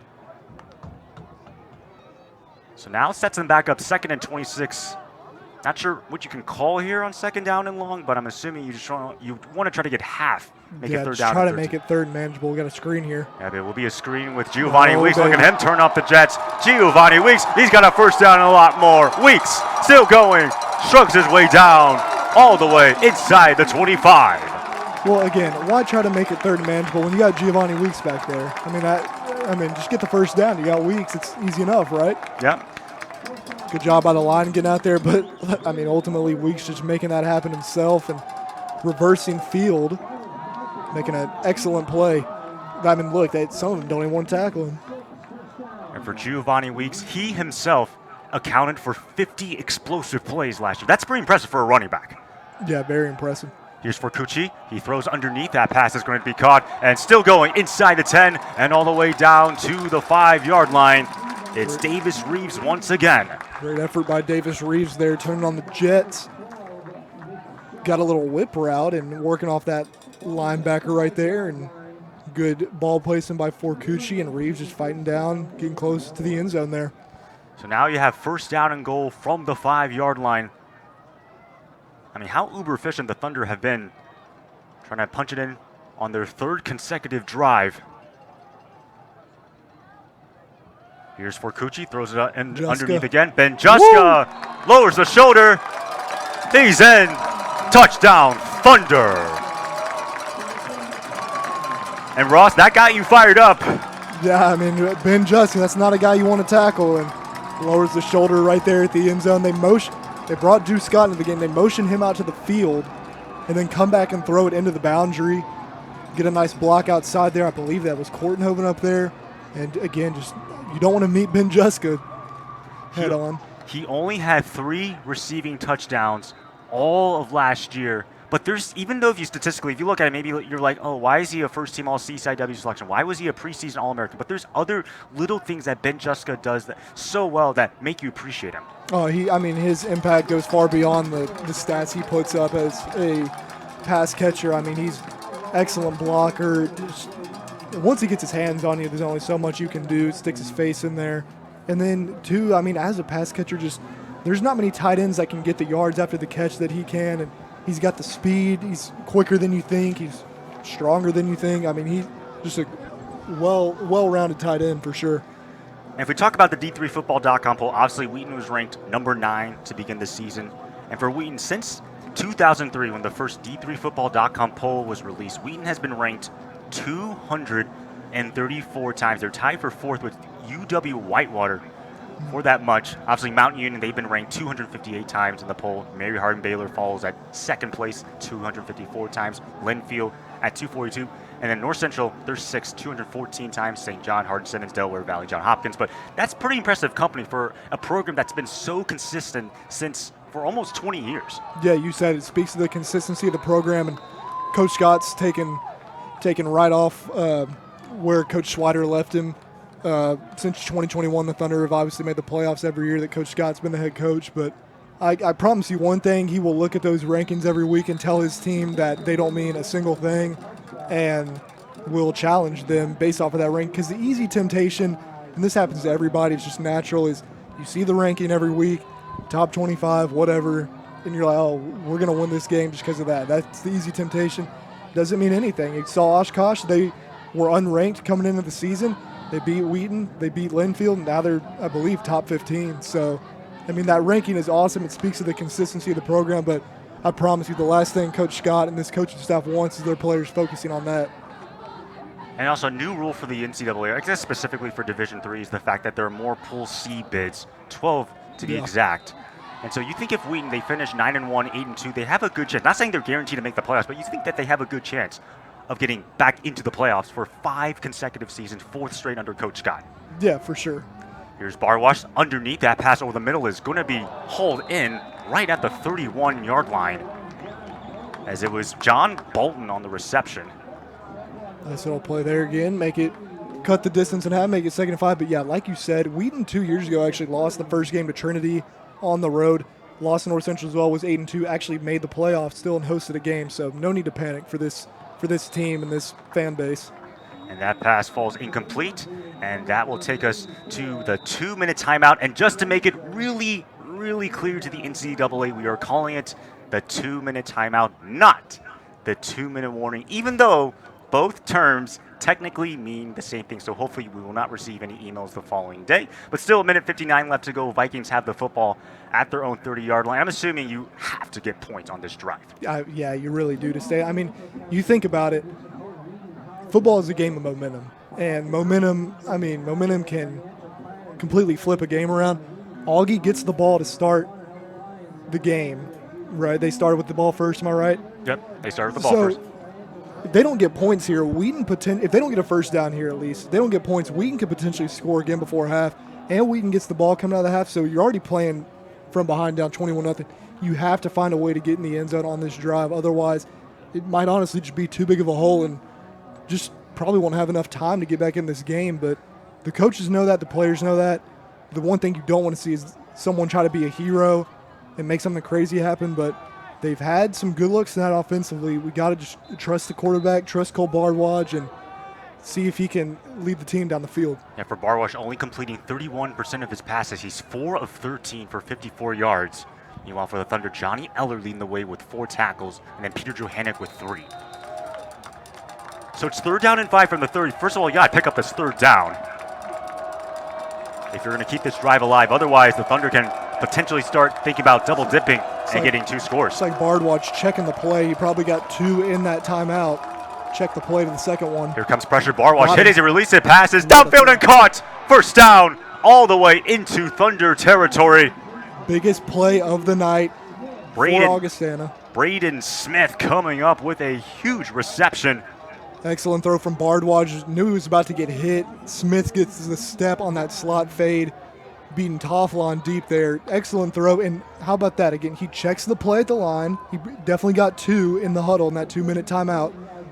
Sees the look he wants, checks to the second play, and they get a big gain out of it. So now all the way at the Thunder 33-yard line is Cole Bardwaj. Motion to see the coverage zone. There's a flag on the play. Here's Bardwaj again, dialing up that deep ball. Pass is incomplete. And another flag for PI. So there are 2 flags on the play, one before the play started, and then you pointed out another flag right near where the catch was attempted. So Wheaton played zone on the strong side, matched up Max Wilson on the back side, man-to-man. I think he just made some contact a little too early there. See what the crew on the field has to say, but they threw that flag on the Wheaton sideline at the beginning of the plays as well. Flags on the play, 1 on each team. Illegal formation on the offense, number 77. Pass interference, defense, number 12. Goes offset, replay, first down. That penalty for the Thunder was against Max Wilson. That was just a tough play. I mean, he had good coverage on Sean Schlanzer, but the throw was a little inside, so Schlanzer trying to wrap around him, and Wilson just got too much of his body, but luckily for Wheaton, it offsets, and 1st and 10 again. Sean Schlanzer to the top of your screen. He's paired up with Max Wilson. Augie in the same formation as last play, Wheaton in the same coverage. From the 33-yard line on 1st down. Here is Bardwaj. He feels some pressure there and tries to set up a screen with DeJoya. It was there, but threw it out of the outstretched arms. Bardwaj is mad. He had a lineman in the way, and he's letting him hear it. That was a great play call. Run the screen over there, and big number 63 gets in the way there. Jimmy Zitkus, the center. Just got to get out and run, let the guys go. Bardwaj are going to dump it off. Just got to get out there and run. That could have been a big play for Augustana. And once again, it was Isaac Parrish, big defensive tackle, there to provide some pressure. So now 2nd down and 10, ball of the 33-yard line. It would be about a 50-yard field goal from here. The play clock's also running down, so I'm assuming Augustana might call timeout if they can't get this off in time. And that is exactly what Coach Bell will do. Calls timeout. I really like that formation, though, for Augustana. Trips to the wide side of the field, single receiver on the backside. They know they got the same look from Wheaton both times and had a great play drawn up the second time, which didn't work. But I would go back to that formation if I was Augustana. Kind of going back to the Vikings, we mentioned how great of a season they had, especially in their standards, finishing with 8 wins, getting to the Culver's Isthmus Bowl. But they also had 8 all CCIW selections, the most since 2008. You had Tim Sweeney, the linebacker, named first team, and then everyone else named second team. Tyler Ravelli, Bobby and Sarah, Braden McDonald, Kane Johnson, Chase Tatum, Nick Harper, and Darren Oregon. Pretty impressive stuff for the Vikings. Yeah, that's great. And shout out to all 8 of those guys for having great seasons last year. And again, we talked about earlier, just 8-win season last year. Big step in the right direction for the program that Augustana has. And it gives you the opportunity to set a new standard. I mean, they win their week 1 game and they're not satisfied with how they played. Their quarterback, Cole Bardwaj, says he's not satisfied. So you can clearly see somewhat of a culture shift in this Augustana program in a positive way. Again, Cole Bardwaj entering this game with the 4th most passing yards in Augustana history. Trails David Lee, who has 5,814 yards, as well as Zachary Fuller, Ken Anderson. 2nd down and 10 from the 33. Run that formation again. Here's Bardwaj again, flushed out. He's going to take off and run. He's got a lot of room. There's also a flag as Bardwaj, lowers the shoulder up to the 15-yard line. I mean, he was willing to go against Colin Moore, the safety. Wow. He's going to come back, I believe, for a hold, and Augie just shooting themselves in the foot right now.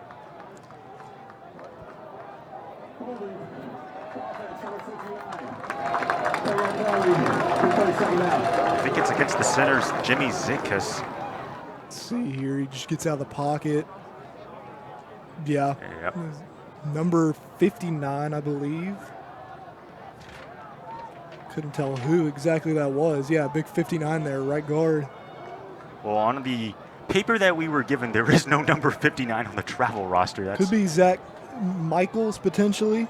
No, that's their starter. But, yeah, I mean, they run that trips formation again. That's not a design quarterback run, obviously, but Bardwaj makes something happen. They get a good gain out of it. Just shooting themselves in the foot again. Just got to be a little more disciplined than that up front. Clock continues to run both teams, by the way, with 1 timeout. Under 80 seconds left to play now. Again, Augie's got to find a way to get points here. 2nd down and 20, backed up at the Wheaton 43-yard line. Here is Bardwaj again, time over the middle. Pass short, though, and incomplete. Great effort by Braden Smith. He's saying he caught it. Guess it hit the deck. Chase Smith had tight coverage.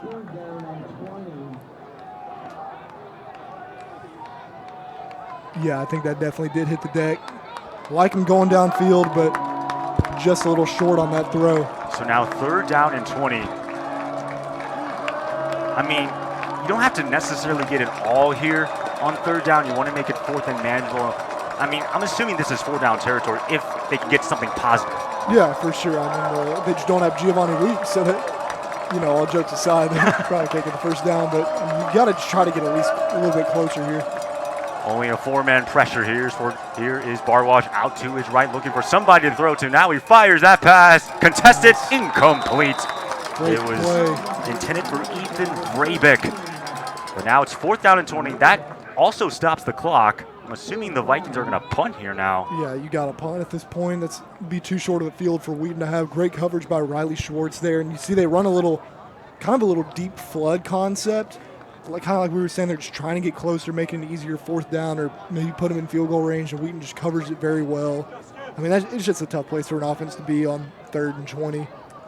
So Joran Clem coming back into the ballgame. Seth Courtnova, the deep man for the Thunder. They're probably telling Courtnova to either fair catch or to let this go. But if you're Augustana, you want to make sure he does that because you do not want to give up a big return here and just make things worse on yourself. And for Clem, this is his 5th punt of the first half. There's now a stoppage of play. So the punt will not count. There's a flag.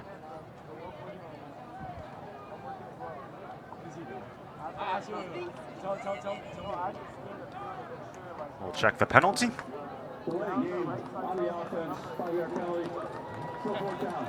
So it will only move them back.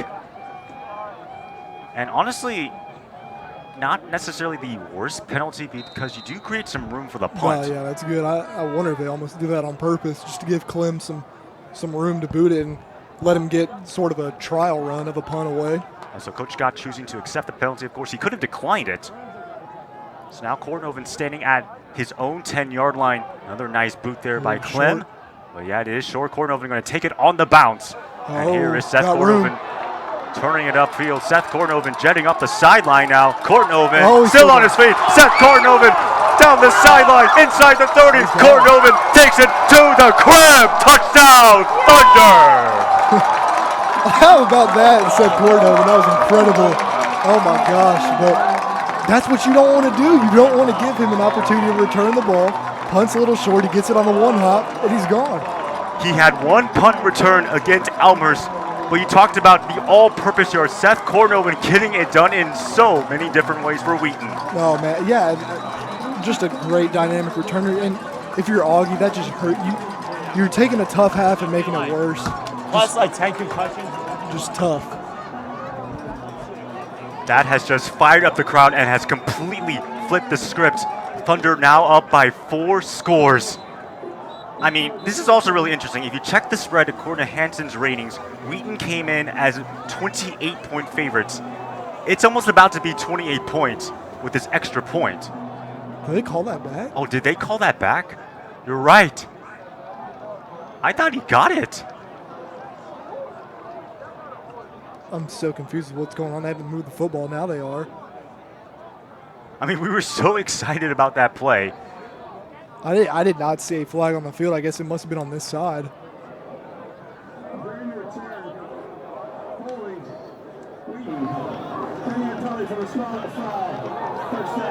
Wow, that wipes off the touchdown. Who did they call that on? I mean, I couldn't hear exactly who they called it on. I mean, they took a while to get that information out to everybody. Because everyone in the stadium, Everybody as well as us, thought it was a touchdown. Everybody was celebrating, but still, obviously, you'd rather that be an automatic 6. But Wheaton has it on their own 37. They have a timeout. They get 35 seconds. Coach Scott's going to want to get more points here. I mean, they've got a chance. So that sucks that the return got called back for Korthoven. It's a fantastic play, but you still got a chance to get something here. So both teams do have one timeout. I'm assuming if you're Wheaton here, you just want to see what you can get here on this first down play. And they will look to pass. 4-man pressure for Cucci. Flushed out to his left. Slings it. Pass is incomplete, though, as was intended for Jack Harrington. Really have not called his name as much. Yeah, Jack getting some time, an excellent player. Looks like Breck Peacock was at running back there, too, so they're going extra receivers and just couldn't come up with that catch. Tough play on the sideline there. It's like Korthoven come back in. Think he had to get a breather after that big return. So you have Korthoven to the of your screen. 29 seconds left. Second down and 10 again. Both teams do have one timeout.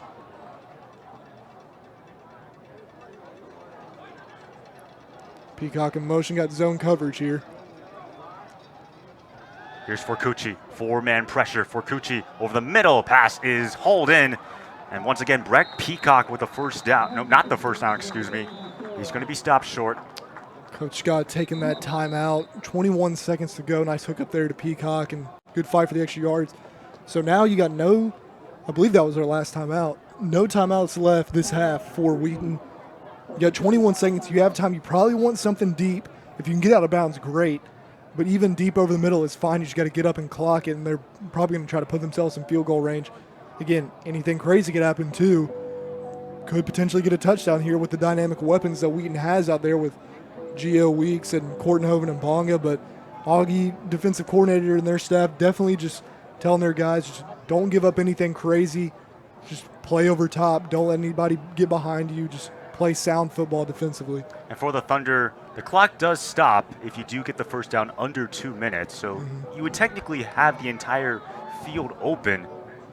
as it would take a while for the chains to get moved. Yeah, it's a tricky situation. I mean, we'll see how they handle it here, but I know Coach Scott definitely went over his plan with them in the timeout for how he wants them to attack these last 21 seconds of the half. Davis Reeves to the bottom of your screen. Seth Courtnoven to the top. It's 3rd down and 1. Giovanni Weeks in the backfield. Draw. And they'll just give it to Giovanni Weeks. He has the first down. The clock's going to stop until the chains reset. So the Thunder do have time to run a play, whether they want to spike the football or not. Clock it here. And they will spike it. So they will give them 12 seconds left. We're at Augustana's 49-yard line. So now you probably do need to get something out of bounds if you're trying to get that first down and have a chance at a field goal. Or they might try to chuck something up to the end zone. We'll see. But they brought 2 tight ends into the game. They got Jessica and Wojtacek in. So I wonder what their plan will be. Looks like they're going to try to take a shot and use those 2 as blockers. For the Vikings, you got to be aware that given the Thunder don't have timeouts, you probably want to be guarding the sidelines. They will rush for Cucci. There's a flag on the play, likely a hold. That pass is broken up. It's going to be incomplete. Intended for Courtnoven. Excellent coverage there by Caden McShaw, who's had a nice night tonight, but wouldn't really matter what happened there because of the penalty. 2 tackles for McShaw.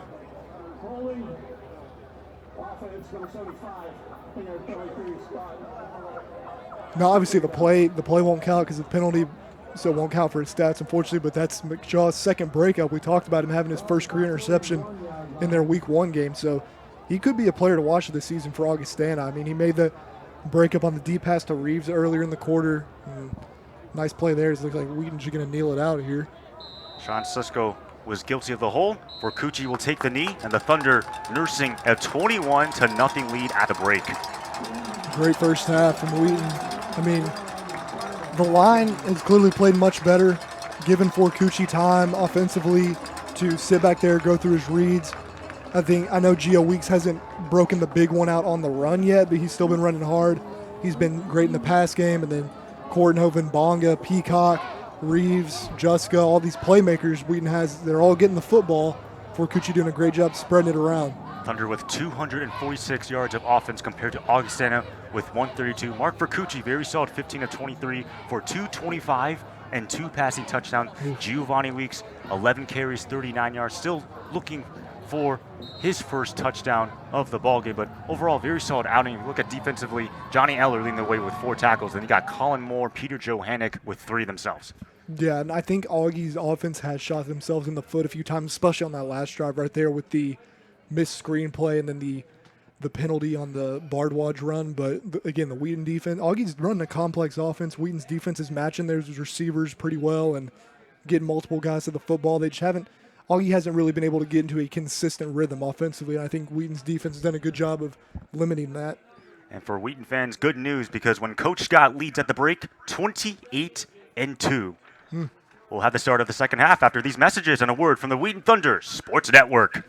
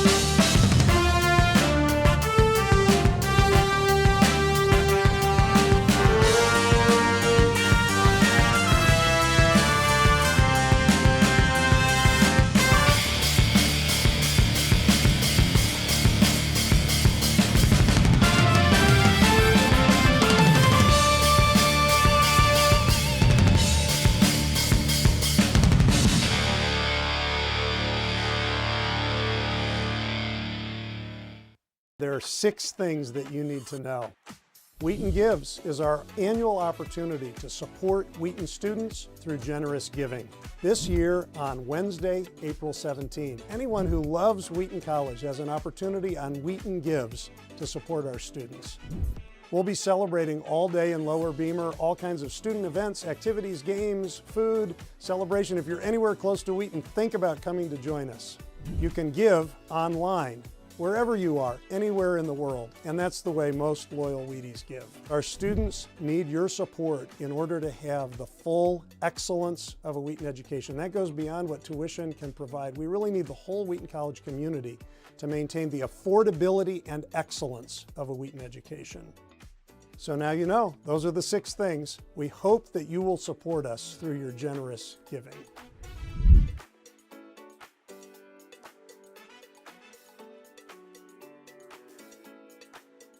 I would say be bold.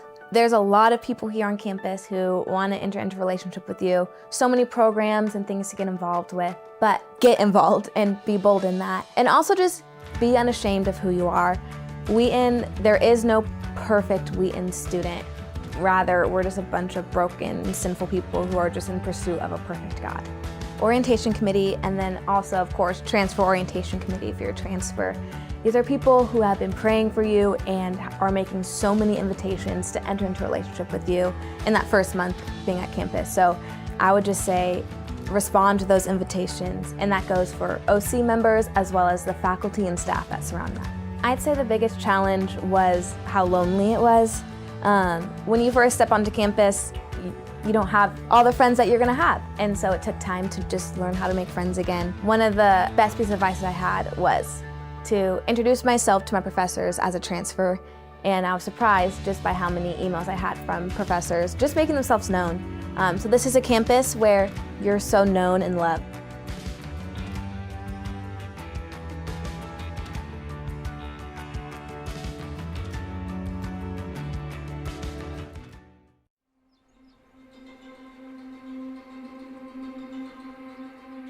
Welcome to the Armerding Center for Music and the Arts at Wheaton College. This beautiful new facility, located in the center of our campus, is a testament to artistic potential of every person, each one with imagination, creativity, and artistic impulse in the image of God. Home to the Wheaton College Conservatory of Music and Community School of the Arts, this space is not just a building. It's a virtual symphony of possibilities. Designed with acoustical excellence in every room, the Armerding Center is a haven for music study and performance.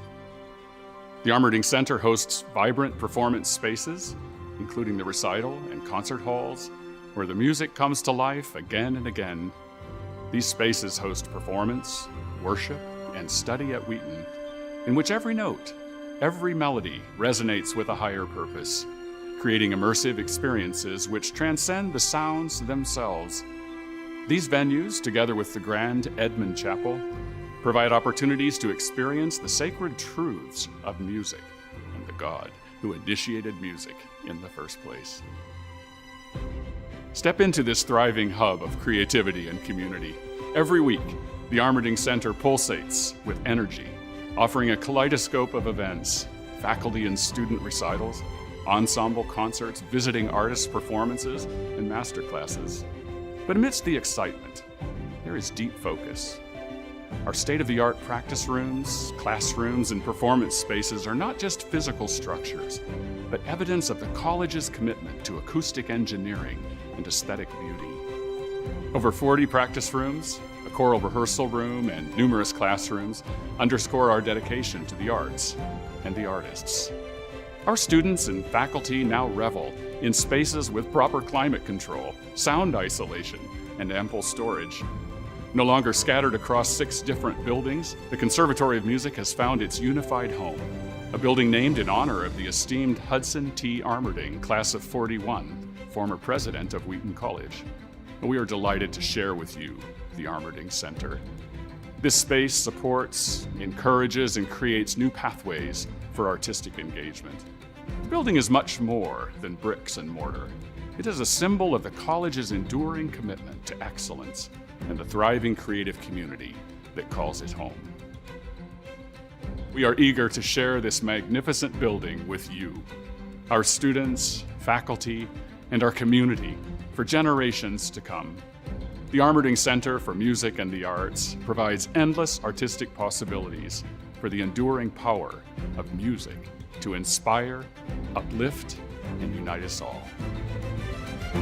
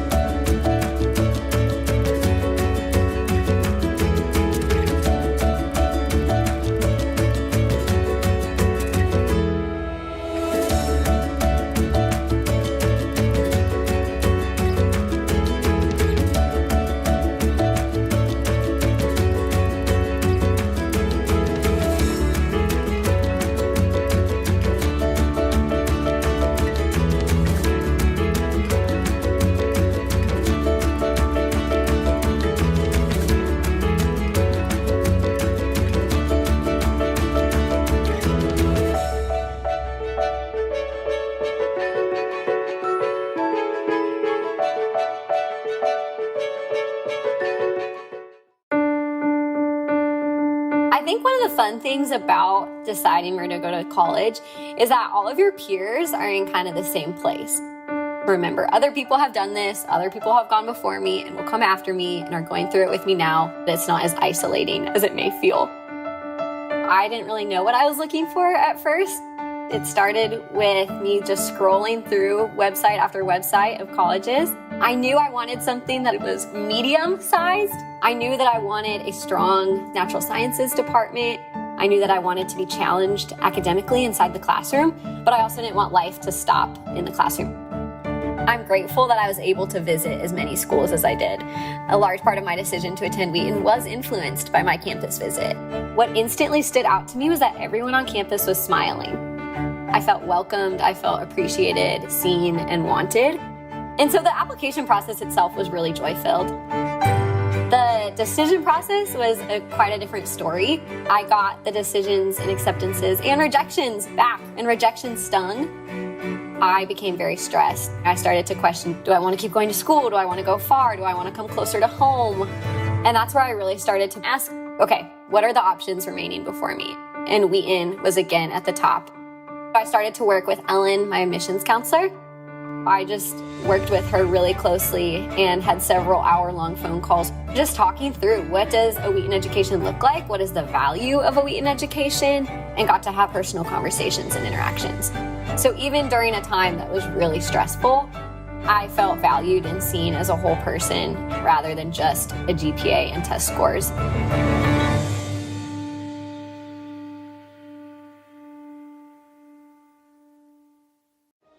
Every corner of Wheaton College holds a story of growth. The Wheaton Fund is at the heart of these stories, transforming lives for Christ and His kingdom.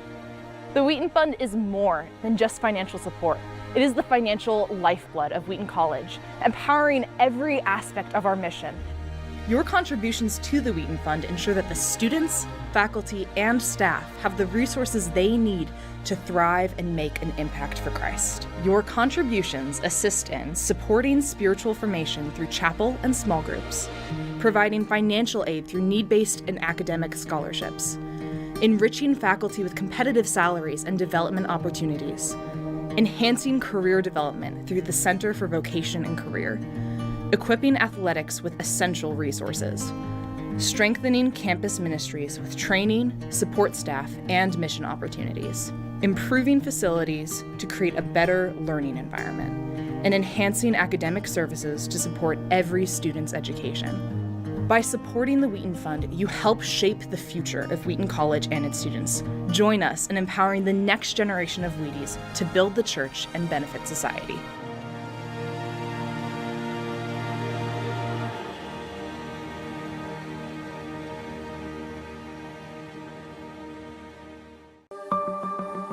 What does it mean to truly be a community for Christ and His kingdom?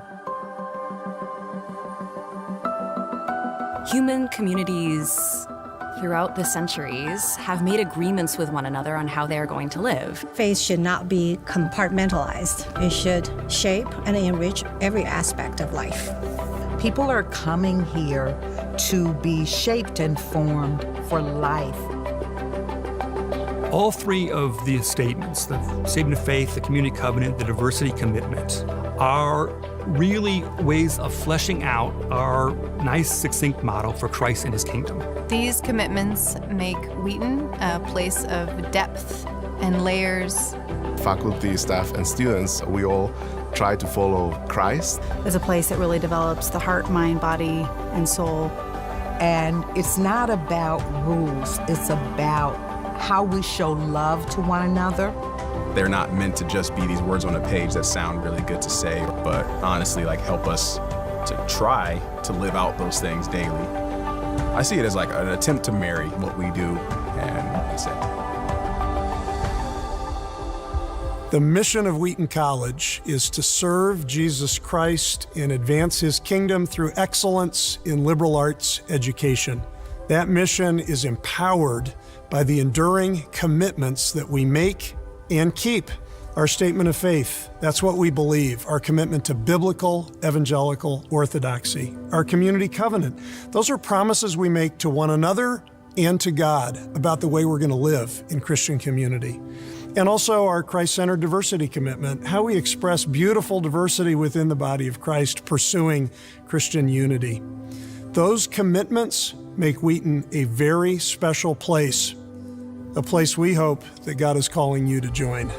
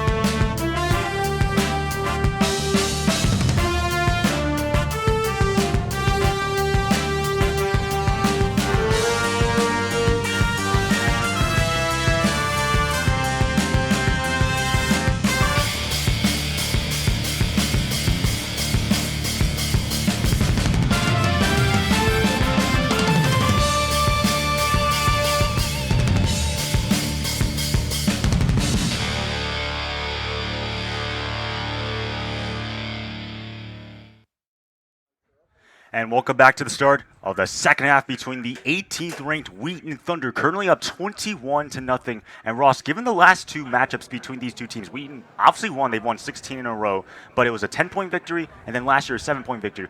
I don't think anyone was expecting a 21-0 lead at the break. Yeah, I mean, it's been a great half for Wheaton. Biggest question mark coming to the game was probably the offensive line, and they've looked much better than the Oshkosh game in both the run game, the pass game, just protecting Mark Forcucci back there and getting some good push on the ground, giving him time to make throws and trying to give Weeks some running lanes. But, I mean, it's been a great half for Wheaton. Really probably should be 28-0 if that punt return from Seth Cordenhoven didn't get called back. But, yeah, I think they have to be very pleased with where they're at right now. Just got to continue it into the second half because Augie's going to come out ready to go. And you mentioned Mark Forcucci, uber efficient first half, 15 of 23, 225 yards, 2 passing touchdowns, of course, going to Ben Juska and Seth Cordenhoven. He was just really, really good and really sharp. Yeah, I mean, had the long touchdown catch from Forcucci down the seam on that left side end zone and had the big punt return that got called back, unfortunately. But, I mean, like we talked about at the break, I mean, all of Wheaton's playmakers are touching the football, and that just spells success for that offense, just getting Gio Weeks the ball, Ben Bonga, Seth Cordenhoven, Breck Peacock, Davis Reeves, just all these talented playmakers they have, just getting them the football. Mark Forcucci's made some plays himself with his legs, and the defense has just done a great job. Augie's had a couple good drives on offense, but I think they've just shot themselves in the foot a few too many times. We'll see in the second half if they get some of those mental errors cleaned up and can get some points on the board. Yeah, you mentioned some of the mental errors that Augustana had. They had 5 penalties in the first half compared to Wheaton's 3 penalties. And for offensively, Mike DeJoy, very solid first half, 41 yards on 6 carries. But Cole Barwash, he only has 5 completions on 17 attempts for 91 yards. This passing offense for the Vikings has to get going. Yeah, it definitely does. And, I mean, it's also weird, too, because when you're in a hole, I mean, you think about the big plays coming from the pass game. I would still try to get the ball to Mike DeJoy some more. I mean, he's got a good average on the ground. He's been running hard. I think they just haven't gone to it enough. But yeah, they've just been a little bit off on some of these deeper passing plays. They obviously had the one hookup near the end of the half to Braden Smith, which was their best offensive play the first half, I believe. But they're just so close offensively right now, Augie is. And in a game like this where you're playing a probably more talented team in Wheaton, you can't afford to have some of those tiny mistakes. Yeah, Braden Smith leading the way. 3 catches, 82 yards, standing out in the first half. Also, Dylan Burton on the defensive end with 6 tackles. Toby Split with 5. But again, on the defensive end for Wheaton, Johnny Eller, Colin Moore, 4 and 3 tackles apiece. And you mentioned Wheaton gets the double dip. They will get the ball to start the second half. We're underway here at Macaulay Stadium. Home opener for the Wheaton Thunder. And Courtnoven, whoa, a very violent hit all the way at the 25-yard line. That play was made by Nick Hogan, I believe. I think that was Brett Holcomb, maybe, number 81. Hard to tell from up here, but Eli Reeves taking a nice little shot there on the return. The freshman, a little gimpy, coming off the field. Yep. Hopefully he is okay. So now Wheaton's offense coming back onto the field. And even though Giovanni Weeks has 39 yards, eventually, I mean, what he does is just lulls you to sleep. Eventually, you think he's going to have an explosive run of 10 yards or more. Yeah, and he's almost got that kind of Derrick Henry quality about him. It's hard to get him down as the game goes on, and they're going to have to lean on him in the second half to run the clock and keep that lead. Wheaton with 246 yards of offense, stretch run to the outside. It's going to be Giovanni Weeks. Look at this cutback. Weeks still going into Augustana territory, and there is that explosive play from Weeks. Yep, there it is right there. They get outside. No contain from Augie on this sideline. And look at Kingsbury pulling, Drew Chair pulling, both getting good blocks. And Weeks just, again, doing the rest, makes one-man miss, gets upfield. Nice little block from Bonga. And that's just what he does with the ball in his hands. He's had his way against Augustana the last 2 years, ran for a career-high 268 yards, that back in Rock Island in 2022. And then last year, 109 yards on 25 carries with 3 touchdowns. Actually had 4 total touchdowns if you include his receiving stats. There's another run to the outside. Giovanni Weeks, look at him go. Well, 2 plays now, and this offensive line is doing what they want. And again, all you need for Weeks is get that second level, but it looks like there's a flag here too. Yeah, there's a flag at the 38-yard line of Augustana.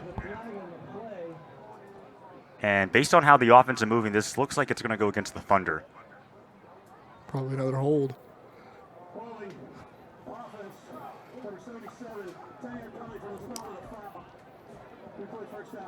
It goes against the left tackle, Aiden Kingsbury, on the only returning starter on that offensive line for the Thunder, so it's going to back them up.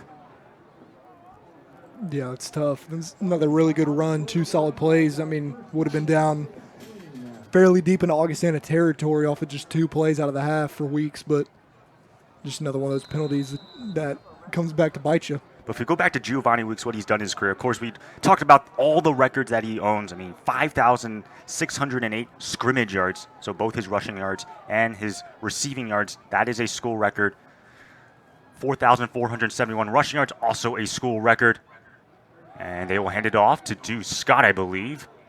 And Scott, is still going. Wow. That's going to be, he's going to be well short of the first down. Does get back to the original line of scrimmage. Tough run there. They go with the 2 backs that time with Scott and Weeks in the backfield. Looks like Weeks going to get a breather here, but tough run by Deuce Scott. It's just he's a little bit of a change of pace back, and what that means, he just runs with a little different style than Gio Weeks does. But, I mean, still you see the physicality and the leg drive, and that's something that the 2 of them both have in common. Both of them over 200 pounds. Deuce Scott, sophomore out of Tennessee, went to the same high school that Ben Bonga and Griffin Kropp went to, Brentwood Academy. And again, they'll stay on the ground game. Deuce Scott bounces off the tackle. There he goes. Deuce Scott inside the 20. Scott takes it to the crib. Woo! Touchdown, Thunder, and the first career rushing touchdown for Deuce Scott. Excellent play there. They no passes on that drive, just a quick drive. Getting their running backs to the second level. Great finish there by Deuce Scott. Like you said, out of Nashville, Tennessee. In my opinion, the best city in the country, but that's beside the point. Just excellent finish there. Great speed down the sideline from Deuce Scott. And hugging Coach Hawley over there on that sideline. Getting some nice helmet slaps from his teammates. Well-deserved right there. Extra point attempt by Mateo Jesh. So it restores the previous touchdown that was wiped off the punt. Return from Kortenhoven, as that extra point is good. So it's now 28-0, and now we go back to the Hanson's ratings, where Wheaton came in surprisingly 28-point favorite according to Logan Hanson, and right now it's 28-0. I mean, did he contact Vegas or something? What does he know? I have no idea. But then also, if you look at the spread against UW Oshkosh, I know Wheaton was ranked number 9 to begin the season, but that was actually a toss-up between UWO and Wheaton. And, of course, Oshkosh ended up winning that ball game. Well, in Oshkosh, the thing is they came in unranked. They're such a solid program. I mean, there's not a better conference, I would argue, in Division III than that Wisconsin conference, the WIAC, I believe. I mean, and you see Oshkosh, I mean, they might be coming in the season as the 4th best team in their conference, but they can still compete with anybody. I mean, they beat Wheaton in week 1, beat Linfield last week, and find themselves rightly in the top 15 at this point. So, I mean, they've had a great start to the season, but they've got a tough schedule in front of themselves.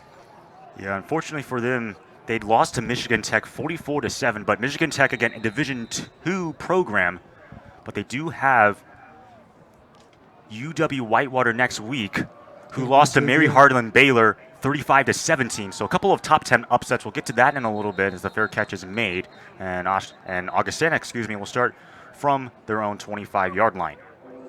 Braden Smith not trying it there. Wheaton kick coverage has been very solid tonight. They haven't let him rip a huge one off like last year. So smart play, though, there. Get the ball to start at the 25.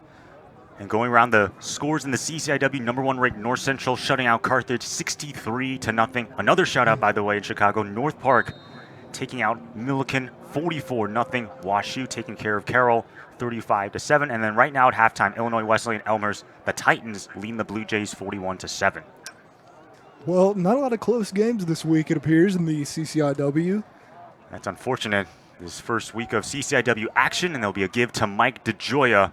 So Augustana not necessarily needing to pass the football, but at some point you do have to be a little bit urgent as the game gets forward. Yeah, and it's more so really just however you can get points on the board quickly. Obviously, they just need points on the board, period, right now.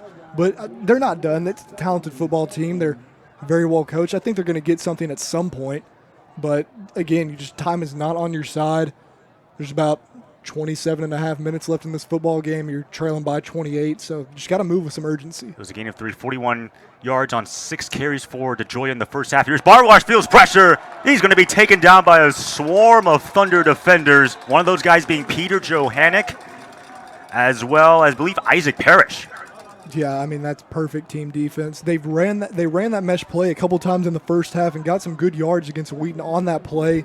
Sending DeGioia on the wheel and crossers underneath, and Wheaton covers it perfectly. And good job by the entire D-line there, getting some pressure and getting Bardwatch to the ground. Wheaton had 5 sacks against the Titans 2 weeks ago. That's their second sack tonight. It's now 3rd down and 13. Last thing you want if you're the Titans, you allow a score defensively and then go 3 and out offensively. Yeah, not an ideal start. It looks like Wheaton might be sending pressure here as well. A flavor of Coach Nightendale. Back off. Yep, they'll only rush 3. Here is Barwash. Given time. Look out. Barwash taken down again. Isaac Parrish swarms him. Yeah, I mean, the defense is just playing free right now. I mean, Augie's been living in these 3rd and longs, and that just makes it so easy for a defense when you can just let your secondary just draw back and cover, send those D linemen after the quarterback, and again, Isaac Parrish and company just making life hard for Cole Bardwatch tonight. Isaac Parrish, 51 tackles last year, tied for 4th on the team, 11 tackle for losses, and 5 sacks. And again, we keep stressing this over and over again. He seems a lot more comfortable at that defensive tackle position. Yeah, just very solid football player. Seth Kortenhoven signaling for the fair catch, so now Wheaton's offense coming back out onto the field up 28-0. And kind of going back to Giovanni Weeks, of course, had a big run in on the last drive before Deuce Scott took over. But last year, he finished with over 2,000 yards for scrimmage. To be more exact, 2,014 scrimmage yards. That combines both your rushing stats and your receiving stats. He's the first Thunder player to do that and was one of 2 players last year to go over 2,000 yards from scrimmage, the other guy being Colin Brunstein of Illinois College. Yeah, I mean, you can't say enough good things about Gio as a player, and as a person for that matter. He's just such a dynamic weapon in the run and pass game for Wheaton. Entering this game with 5,608 scrimmage yards. Here is Forcucci dialing up that deep ball for Kortnoven, and incomplete. Oh, it would have been caught. Good coverage, though, by Darren Organ. Well, I mean, Oregon has had some nice coverage plays tonight, and Forcucci just letting it rip to Kortnoven in double coverage. He was bracketed there, and he actually throws a really good pass right in between those 2 DBs, but Oregon just able to make a nice play through the hands of Kortnoven right there. Again, for Mark Forcucci, making his second career start. Played at Wheaton North. Won the 2021 7A state championship in his senior year. And guess who else was on that team, Ross? Trent Gabriel, Rex Kroger, and Seth Kortnoven. Yeah, plenty of Wheaton North boys here. That's for sure. Trent Gabriel, of course, the only player who committed to Wheaton, stayed at Wheaton. And here's a carry right up to the 45-yard line. It is Giovanni Weeks. Good job again by that Augie front. I mean, overall tonight, I think they've done a pretty good job against Weeks in the run game. Obviously, that last drive was their worst easily against the run. But they've been getting everybody the football when Gio gets it on the inside, that's for sure. Wheaton averaging 4.3 yards per carry. They have 107 rushing yards. Compared to Augustana, where you thought the strength of this offense would be the run, they only have 32 rushing yards. I mean, Wheaton just had a great defensive day. I think Augie probably should have tried to establish the run a little more early in the game, but just didn't have a ton of time on the field. Of course, some of those stats being the fact that the quarterback got sacked. It counts against your rushing stats as that pass was batted at the line of scrimmage. Nice tip there. So it's now going to bring up 4th down and 7 from the 46. I would assume this is a punting situation with Nate Toffelon. Yeah, you would imagine. So I believe that was Johnny Breeden potentially who came in there and tipped that ball, but they were just trying to get the quick out to Bonga and try to make a man miss, get that first down. But good job by Augie getting hands up and making a play at the line of scrimmage. So indeed, Toffelon will send it away again. Thunder up by 4 scores, scored on their opening drive of the second half. See if Braden Smith can break one loose. And their primary punt returner. Toffelon gets it off cleanly. No, he's not going to have much of a chance. And Braden Smith able to slip away from one tackle. Smith down the sideline before being shoved out of bounds. And we'll see Cole Barwash and the Vikings offense. And for Barwash, 5 of 17, 91 passing yards. 9:45 left to go in the third quarter. Again, Wheaton, they're going to make, if Augustana is going to win this ball game, they're going to make Cole Barwash beat them. Yeah, for sure. And, I mean, he's going to have to. He's going to have to make some big-time throws. Receivers are going to have to make some big-time catches. But they just need an explosive play. I mean, one, they need to move the chains here. They can't afford to go 3 and out again, but they just need some explosive play to just give that sideline some juice and some energy. They just don't seem to have it right now based on how tonight has gone. Low snap. They will give it to up the middle, and riding the wave up is Josh Lim. First time we've actually called his name. Yeah, kind of surprising. I wonder if there's anything wrong with it. I guess not if he's in the game, but had an incredible week 1 performance, 11 carries for 121 yards on the ground against Simpson, but haven't really seen him much tonight. Had a 67-yard rushing touchdown, part of the 6 explosive plays Augustana had. And again, another carry up the middle, and that should be a first down. Nice cut there by Lim, and good tackle right there in the hole by Luca Tordi. I've called his name a couple times tonight. He's one of the newer starters on this defense, and very smart football player, very athletic, and making some good plays for the Thunder. And Ross, how about a little bit of trivia? Last year, there were 3 players in the CCIW that rushed for over 1,000 yards. Can you name all 3 players? Giovanni Weeks, for sure. Giovanni Weeks, that's one. Augustana's running back. Yep, Tyler Ravelli, who's the other one? Probably North Central. Yep, Joe Sacco. Those 3 guys. I mean, not very surprising, to be quite honest with you. So first down and 10 from the 41. Barwash is looking to throw. He fires, and the pass is caught in stride. Nope. It falls out at the last moment. Excellent play by Caleb McClung right there. They just sent the tight end on the wheel. That was Brett Holcomb, and good throw by Bardwaj. Might have been just a touch too long, had to really extend, but look at McClung with the punch there. Chase Smith over top as well. Those two making a nice play there. Just we've seen that some from both sides. Just once the ball hits the receiver's hands, the play is not over. You still have to come down with the catch. And great job by McClung and Smith there of just being on top of that pass and playing through their hands. And this Wheaton defense holding Augustana to 134 yards so far. And the running game has been limited. Once again, Bardwaj operating out of empty. Looking to throw out to his right. On the move. Pass is caught by Josh Lim. Thought he could have maybe held on to it a second longer and had Braden Smith on that deeper out. They run a little flood variation there with Lim coming as that flat option. You can't see it on camera, but Smith came open just at the end of that play. And for Augustana, the way that they've been able to win games last year was to, A, get ahead and run the football. But right now, they're kind of playing out of character, similar to, obviously, North Central, but as well as the Culver's Isthmus Bowl against UW-Platteville. They were taken out of that game early, and so they weren't able to find their identity through the run game as Bardwaj had to do a lot more. Sean Salanter in motion on 3rd down and 6. Line of gains the 51. Here comes pressure. Bardwaj running for his life. They want to hold. Bardwaj is going to go down. Once again, Isaac Parrish just dumps the quarterback back all the way at the 29-yard line. It's like Parrish and McClung got in there. I mean, Isaac Parrish having himself a night, and you could see the hold on Peter Johannick from up here. He was definitely about to make a play, and their right tackle grabbed him a little bit. Kane Johnson, I believe, but great job by Wheaton defensively yet again.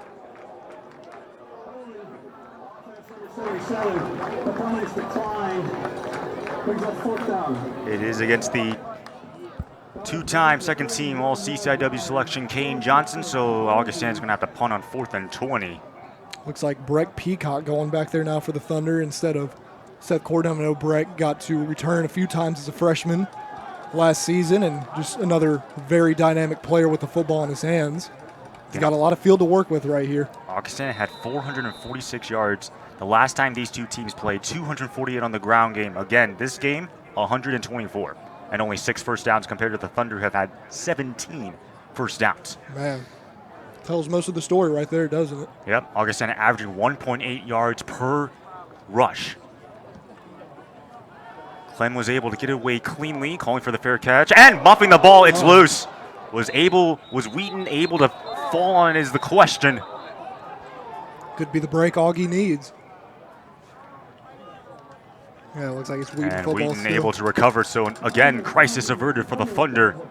It's like Peacock was just a little indecisive there. He's trying to hold out and return it as long as he could, and then saw the rush late, or the punt coverage rather late, and tried to get that fair catch. Probably had to peek back and forth at the coverage and the football, and just couldn't come down with it. But good job by Wheaton to fall on it. And with that being said, we would like to thank Timothy Financial Council, as they are proud to support Wheaton College Athletics. Their offices in Wheaton and Chicago have financial planners who are very invested in the Wheaton community and want to help clients plan for the future. Check out their website at timothyfinancial.com. Ball at the 32-yard line. Percucci operating out of the shotgun. RPO pass to the outside. That's going to be caught by Ben Bonga. And Bonga stood up right at the 37-yard line with forward progress. Easy completion. Good tackle there by Augie. I believe that was number 12, Caden McShaw. Again, it's had a nice night, but still a 5-yard completion for Wheaton to Ben Bonga right there, cut the distance in half. And kind of going back to the fact that we mentioned that Mark Percucci played his ball at Wheaton North High School, and all the players that were part of it, Seth Cordovan, but also Ben Bonga, before he went to Ravenswood, Tennessee, he was at Wheaton North High School. Yeah, for sure. I mean, these guys all have a certain chemistry already, you can tell. And it'll be a give to Giovanni Weeks, and they will give him the first down. Good run inside there. Again, just wearing on that defense. Griffin Kropp slicing across, picking up that pressure, and Dylan Burton and Weeks meeting the hole there, and Weeks just a little extra fight in him right there. Had the leverage. So yet another first down, and now if you're the Thunder, you want to start thinking about chewing that clock. You're already up by 4 scores. Weeks now 15 carries, 84 yards, averaging 5.5 yards per carry. But they throw it here. Those DBs playing kind of off. Here's Forcucci on another run pass option. That pass was behind Bonga. It's incomplete coverage there by, I believe, Dakota Street. Yeah, could have been a big play there potentially. And Forcucci again, just another rare miss, a little behind. It looks like McShaw was nearby again. He's having a nice night for that Augie defense. Continuing to call his name in a positive light. But yeah, I mean you could kind of tell Wheaton was about to throw the football there. Just unfortunate miss there by Forcucci. Dylan Burton leading the way for the Vikings with 7 tackles. And it's Toby Split with 5 tackles. On the Wheaton end, Peter Johann again, 6 tackles, excuse me. Again, another RPO. That pass is high, but caught by Brett Peacock. He's still going on his feet. And a very little gain of about 2 or 3. It's going to bring up 3rd down and long. Excellent hands there by Peacock. Obviously, probably got to be a little mentally down after just missing muffing that punt rather, but excellent catch right there. Augustana, good rally to the football. And they finally get Wheaton in a little bit of a 3rd and long. It's about 3rd and 9 or so. Got an opportunity to get off the field defensively here. They run trips to the bottom of your screen. Giovanni Weeks in the ball game. Bonga to the top of your screen. 3rd down and 9. Here is Forcucci, extra man on the pressure. Forcucci throws for Bonga. It's caught. A spider-type catch for Ben Bonga. Velcros it in for the 1st down. And again, just another long throw. That's a long throw, a deep out from the middle of the field from Forcucci. The opposite hash, rather. And he just lays it right on him. McShaw, really good coverage again, but he puts it up high. He gives Bonga a chance. Bonga, 6'1" receiver, just throw it up to him. And that pass is dropped, though. That is incomplete. Davis Reeves went right through his hands. But for Bonga, 4 catches, 32 yards in the 1st half. Now that's his 5th catch for 38 yards. Yeah, and it looks like he might not end up with as gaudy stats in the Augustana game as he did last year, but he's just made most of the plays that have come to him tonight that have been catchable balls. And looked like Reeves there was just a little worried about what he was going to do after the catch before he finished the catch. But, yeah, Bonga just big receiver, just throw it up. Forcucci put it high there. It was a great play. Davis Reeves to the bottom of your screen. 2nd down and 10 from the 46 with Weeks in the game. Another run pass option. Pass to the outside is caught by Bonga. Slips a man. Ben Bonga still on his feet. Bonga down the sideline. He scores. Touchdown, Thunder. What a play. I spoke too soon. I said he wasn't going to have as good of stats. And all of a sudden, Ben Bonga breaks one free. And, I mean, it's like taking candy from a baby at a certain point because these DBs are playing so far off. Wheaton just running that RPO, speed out to Bonga. That time makes a man miss. Excellent finish and really a very meaningful touchdown for him on this day. And just what a play there by number 15. He's been making plays ever since he's been a starter on this Wheaton team. Capped off a 7-play drive that went for 68 yards. I mean, how dominating has Wheaton been? They're up 35-0.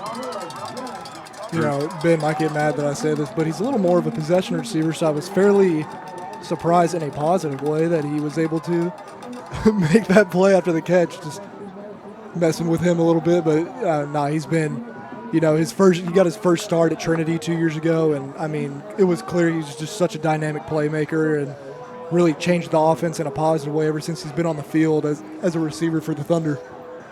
And for the Wheaton Thunder, it's not often that you have the opportunity to meet a Hall of Fame head coach. But for the Thunder, they had the opportunity to do exactly that as Tony Dungy stopped by on August 24th, part of his Faith, Work, and Football program, which seeks to empower Christian men to become Christ-centered leaders, citizens, and family members. But obviously had the opportunity to talk to the players, talk to Coach Scott. Of course, he was here for a bigger event. He was with President Riken, but still a pretty cool opportunity. It's not often that you have an opportunity to meet a Hall of Fame Super Bowl winning head coach. Oh, I mean, Tony Dungy's one of the greatest of all time. And obviously, the first thing I really think of with him is those Peyton Manning Colts teams and how awesome they were to watch growing up. But Tony Dungy, just an exceptional man, a man after God's heart, which is awesome to see. And I mean, it's just a plus that he's a phenomenal football coach. And that must have been a awesome moment for the Thunder to hear from him, especially after one of those tough training camp days. Yeah, Braden Smith calling for the fair catch. So again, the Vikings will start with the football from their own 25-yard line offensively has not mustered that much. I mean, you're only talking about 124 yards, a couple of sacks, 3 sacks to be more precise. Isaac Parrish has been reigning supreme on that defensive end. And going into this game, you would have to think with Rex Kroger, Isaac Parrish, Peter Johannick, this defense is very underrated and has the potential to be one of the best defenses, obviously in the CCIW, but perhaps in the country. For sure. I think they might be a little underrated too because Coach Nightingale isn't here anymore. But clearly they've picked up right where they left off. And bouncing forward right near for the first down, it's going to be Jake Miller, the tight end, had 4 touchdowns all last season. Tied with Bobby and Sarah. Nice little completion there to start the drive. Easy one for Bardwaj, and Miller, big tight end, just fighting for extra yards. But one thing I will say about the Wheaton defense, last year was not a good year for them against the run, especially in some of their bigger games, and they have just looked so much better against it to start this season. Bardwaj again has another completion to Jake Miller, and he'll easily get the first down for the Vikings. This little underneath completion, Miller again.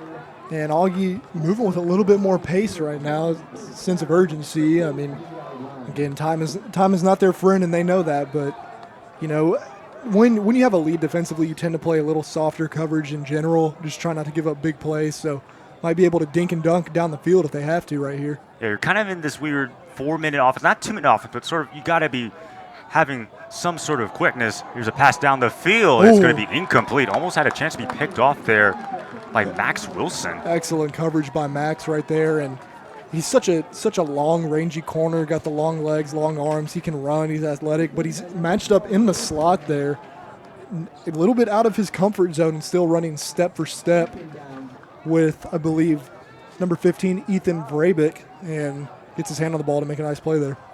And Max Wilson, one of the 2 preseason All-American selections, along with Giovanni Weeks. Yeah, Max, a transfer in his sophomore year from Indiana Wesleyan, and has been a day 1 starter for this team, and is, again, just another guy who, great person, great football player. He's helped change this defense in a positive way. 2 picks all came against Oshkosh a year ago. Here's another play up for Sean Shalancer. It's going to be a couple of yards shy of the first down. Nice little screen there. Good pursuit by Riley Schwartz and Colin Moore, I believe, getting him down. Bring up 3rd and short for Augie. And this is more of the area that Augie should want to live in, is these 3rd and shorts, as opposed to some of the 3rd and 10 pluses that they've gotten themselves in tonight. Augustana was 7 of 13 on 3rd down conversions 2 weeks ago against Simpson. Right now, 2 of 9. Line of gain is the 47-yard line of Wheaton. They're showing pressure, that cover 0 look, and they will bring it. Bardwaj over the middle. That pass is going to be caught by Jake Miller. First down and a lot more. Miller finally tackled, but not before getting a first down, as the tackle was made by Colin Moore. Another mesh concept underneath there. It's tough to work through all that traffic defensively, and Miller just finds himself wide open, gets a good pickup. But, you know, about that Augie 3rd down stat and their 3rd down number, I guess it's a little bit better now after that, but I wouldn't really say it's a 3rd down thing. I'd say it's more of a struggle on 1st and 2nd that's killed them, because they've had 3rd and really long most of the game.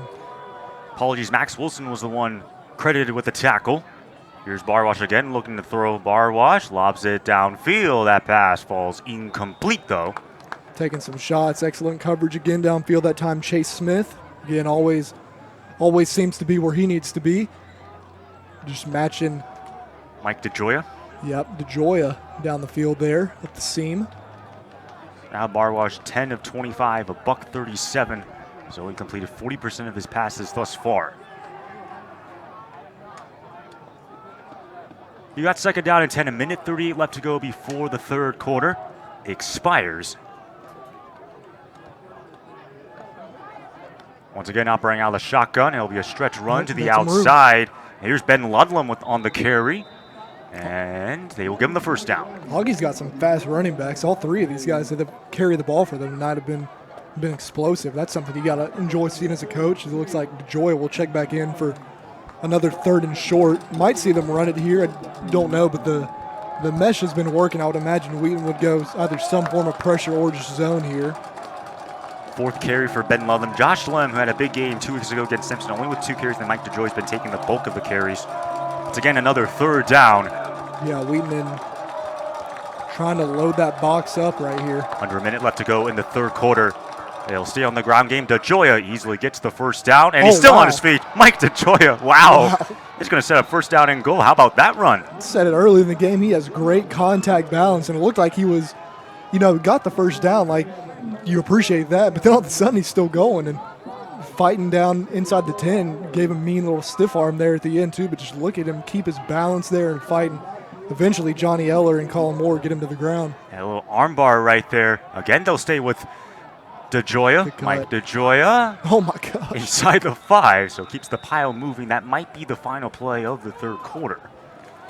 I would try to run another one and score quickly if I was Augustana. Well, they are moving to the line really quickly. But it looks like it's taking a while for them to get a playoff, but we'll see if they can. Yeah, I would try to get it in right here if I could. Just save some time. 2 seconds left before the end of the third quarter. They do get it off. They'll give it to Mike DeJoya. It stumbles down to be short of the end zone. It's going to bring up third down and goal. That will take us to the end of the third quarter. How about the Wheaton Thunder dominate on that ground game 35-0 as we enter the fourth quarter? Yeah, it's been a great game tonight. Ironically, Augie is probably on their best drive, their strongest drive of the game tonight. Right now, they've moved the ball down the field here very well with run and pass and might be able to get in the end zone. But, I mean, there's something about holding the shutout, and I know they've obviously got to be pretty happy with the way that they've played tonight, Wheaton that is, but Coach Schweider is not going to want any points shown on that scoreboard, so it'll be interesting to see what happens on these next couple plays. The last time Wheaton's defense has pitched a shutout, you got to go back actually just a year ago, October 28th of 2023, 75-0 against Elmhurst. I was going to say, I figured it couldn't have been that long since the shutout. So Augustana trying to avoid the goose egg and get on the board. And kind of going back to the preseason All-American selections, of course, you had Max Wilson as well as Giovanni Weeks. For the Wheaton Thunder, Wheaton has had at least one player selected to the coach's All-American football team for 9 consecutive seasons, which is the longest streak in Division III. They've had 13 consecutive seasons where Wheaton has had at least one preseason All-American, and then a total of 39 preseason All-American selections, according to D3Football.com, in the last 25 years. Pretty impressive stuff. Yeah, that's very impressive, and Wheaton always has great talent in the Division III level. A lot of these guys, too, out of high school had probably, lower level Division I FCS offers, as a lot of players at some of these top D3 programs do, but it's just a program that gets very talented players for their level, and they're very well coached, and that's a great mix to have. First play of the fourth quarter is a 3rd and goal from the 3. I'm assuming this is 4-down territory, Ross. Oh, for sure. Need touchdowns here, not field goals. Wide side. Roll the pocket to the right. Barwash looking for some room. Barwash now going to try to take off and run. He's not going to get there. That is excellent defense. That was Luca Torti on the TFL. Excellent defense. Schwartz over there chasing to get back in position, and then Johannick, Torti, Eller, and company all getting in there to stop Bardwaj shy. They really want that shutout, I'm telling you, man. 4th and goal from the 3. They're going for it. I mean, I don't know if you're going to be able to run it in here for Augie. I would think trying to throw the ball. We got man coverage on the outside here on both sides. Ethan Vrabik to the bottom of your screen. 4th down and goal, and now Coach Scott taking a timeout down there. Yep, they will call timeout. I mean, he clearly wants to preserve the shutout as well. Yeah, you got to, I mean, Wheaton right there showed that they were just going to load the box and let the corners play one-on-one outside, so could potentially mix up the look this next time out. We'll see. And we've been alluding to the fact that Wheaton's defense under Coach Mikey Schweider, to be more specific, has played extremely well. What's the one thing that you've been the most impressed about, Ross? I think just their ability to prevent the explosive play this week. That's really what hurt them at Oshkosh. And Augie has tried plenty of times tonight to throw the ball down the field and get guys deep, and the secondary's held up very strong for most of the night, if not pretty much all the night. The defensive line, as a specific unit, might be the most impressive tonight. They just had their way with Augustana's offensive line and Isaac Parrish in particular and others. But I mean, it's a total defense thing. They've been phenomenal tonight, and it'll be very interesting to see if they can preserve this shutout right here at the 3-yard line. Johnny Eller and Peter Johannick leading the way with 6 tackles apiece. Of course, Coach Schweider in his 4th year as a coach, his first time as a defensive coordinator. We talked about the top of the broadcast. Coach Nightingale now with Bellhaven as the head coach. Same defensive look for Wheaton. I would trust one of these receivers to try to win one-on-one, but you're going against two very good corners. And here's Barwash looking to throw for the end zone, and it's incomplete. Over the hands of Jake Miller, and the Thunder defense preserve the shutout and force a turnover on downs. Yeah, they tried to run a little play fake, sneak Miller up there, and Chase Smith, again, perfect coverage. Peter Johannick got some pressure in there, and Wheaton going to hold strong onto this shutout for now with 14:09 left. Coach Scott still putting the ones out there, too, offensively so far, I believe. And what a day it's been for Mark Vercucci, 19 of 31, 287, 3 touchdowns. Giovanni Weeks, 83 yards on 15 carries. And then Ben Bonga with that last reception, 94 yards on 6 carries. Of course, the receiving touchdown. Yeah, great performance from him. That 46-yard touchdown, incredible play. So it's first down and 10 from the 3. Obviously got to be cautious. You don't want to have a safety. And the carry for Giovanni Weeks, maybe a gain of, Deuce Scott, maybe a gain of 1. Yeah, just got to try to get some. You want to at least just have some space for Vercucci to operate on third down. I mean, if you get the first down here on second down, it's great, but you just want to get him some space to work with. Russ talking about something on the field right now. Yeah, that's why there's a stoppage of play. Not exactly sure what it is. Please reset the game clock to 14 minutes in. Set the play clock to 25 seconds. It'll start on my ready. Yeah, you just, don't want a safety here either if you're Wheaton. Just got to get some space. Little backed up right now. Got to get some space for third down again. You get the first down here. That's obviously great as well, but just need a little more space to be a little more comfortable throwing the ball on third down for sure. But they might try to throw it here. We'll see. The offensive line is held up in pass protection pretty well. They just got to try to get the ball out fairly quickly if they're going to throw it from this spot. I believe Deuce Scott is still in the ball game on second down and 9. That was, by the way, a timeout by the Thunder, operating from their own 4-yard line.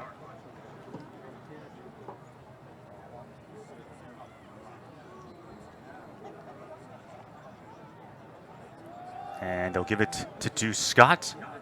And again, nowhere to go for Scott. Job by that defense. So now you got third down and 9. Not necessarily urgent. Obviously, you want to create some room for Nate Toffel if you do have to punt the football. Last thing you want to do is punt from your own end zone.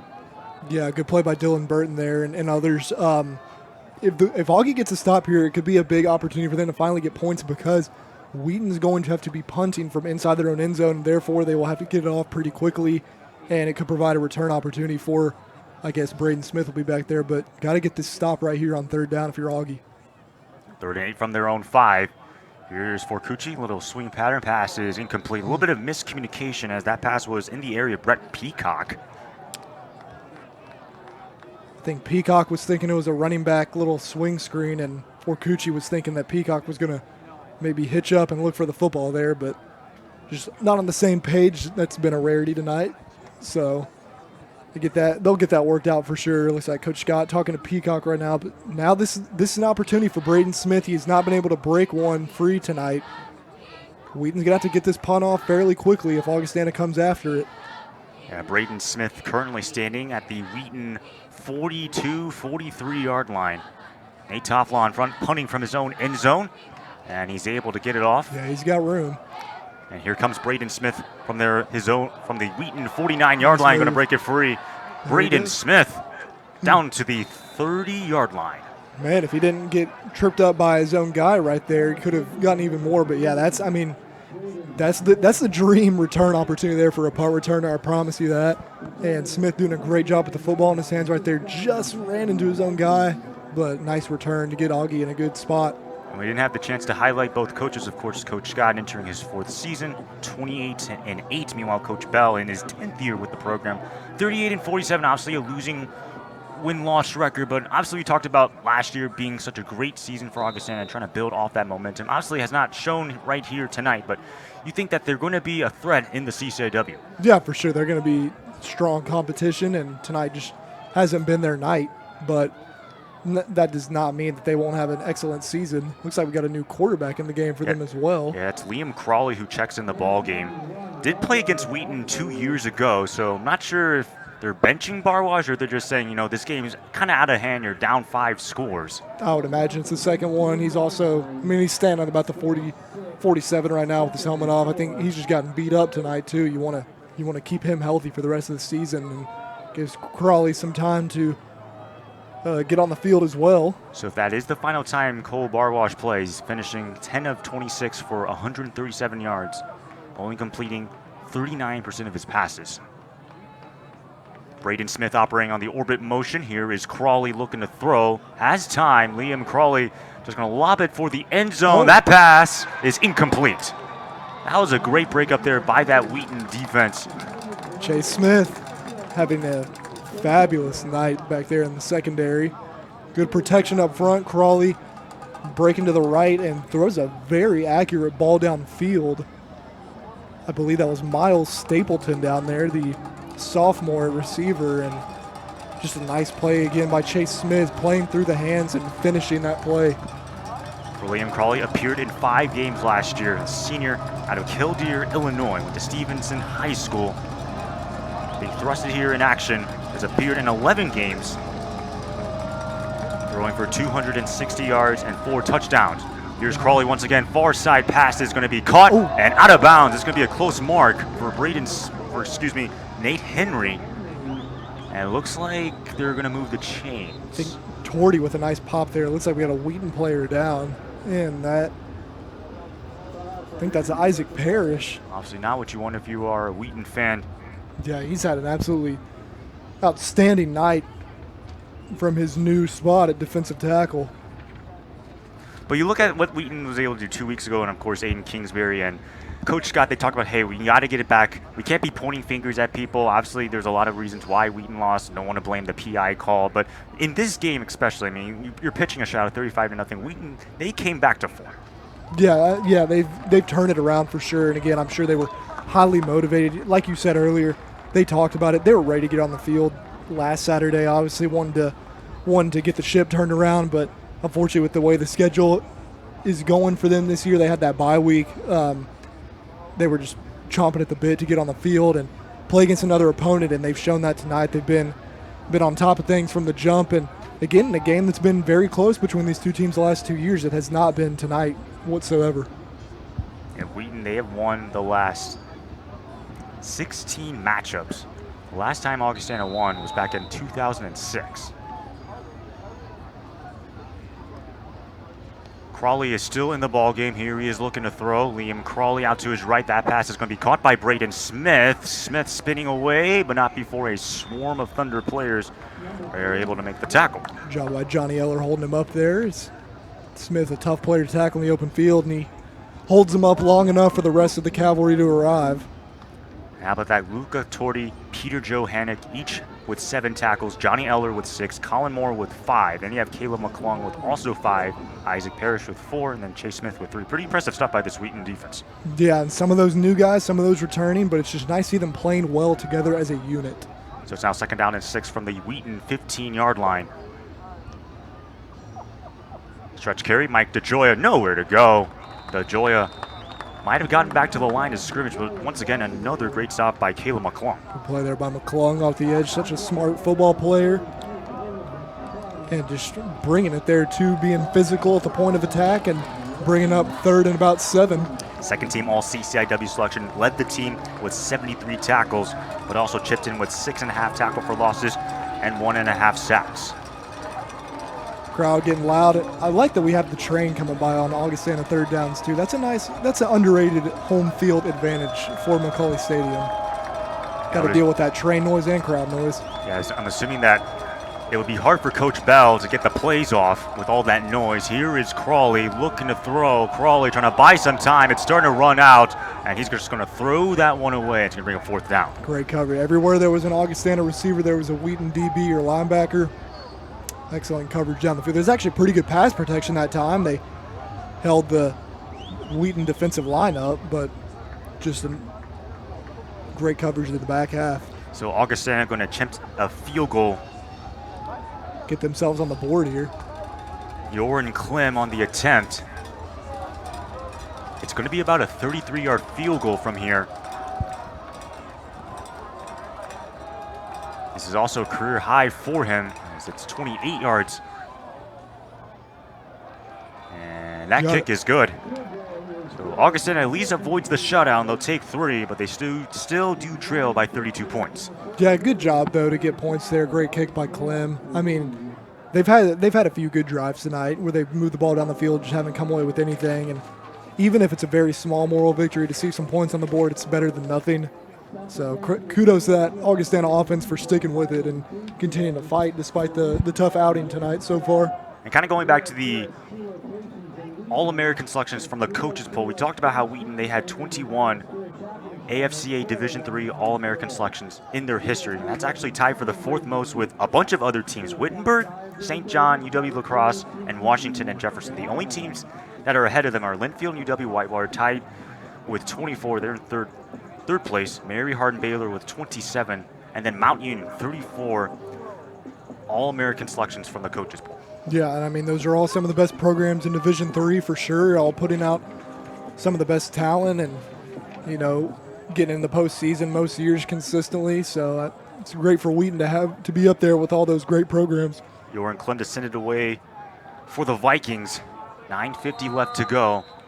We'll see if the ones are out there for the Thunder, as Mark Vercucci has just had an excellent performance, as well as this entire offense in general. A lot of questions on that offensive line, but as you said it, Ross, they've been playing a lot better. Oh, no.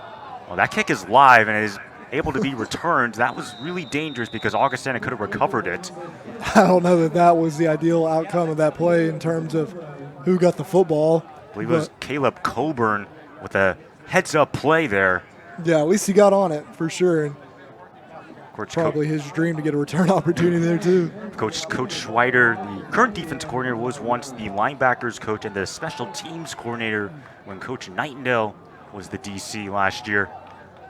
Looks like Xavier Jones entering the game now for Wheaton, the senior. Out of Hendersonville, Tennessee, appeared in 6 games last year.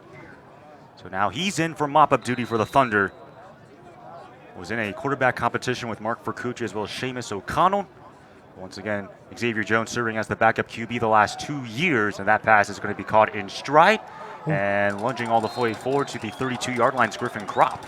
Well, I'll tell you, we might have, I mean, and I don't want to speak for everybody, we might have one of the best tight end rooms in the country, because not only have Ben Juska out there, but Randy Wojtacek, who got a lot of action last year. Now Griffin Kropp as a sophomore, going to get even more.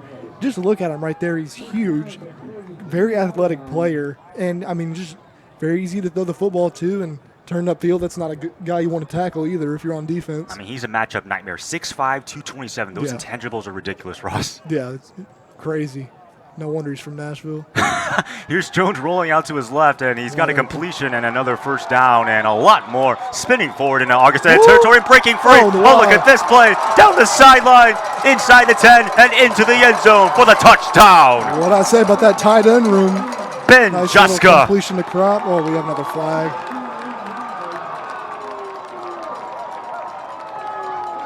And they're looking at the Augustana sideline. Man, it's another very impressive long touchdown. It looks like it's going to be called back, and that would have been a nice play for Xavier Jones as well.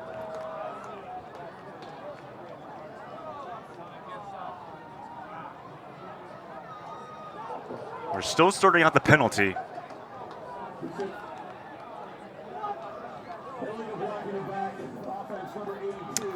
Legal block in the back on Davis Reeves is what they call it.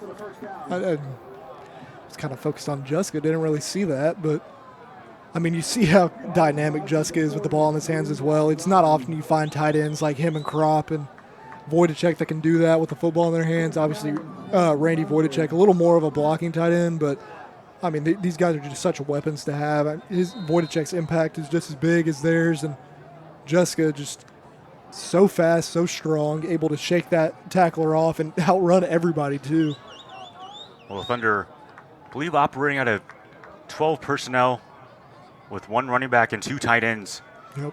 Being Randy Wojtacek and Griffin Kropp in the game, and they will hand it off to Deuce Scott right up the middle. And what a solid game that Deuce Scott has had. Really, in this game, didn't really touch the ball as much against Oshkosh, but in this game, really has shown what he can do.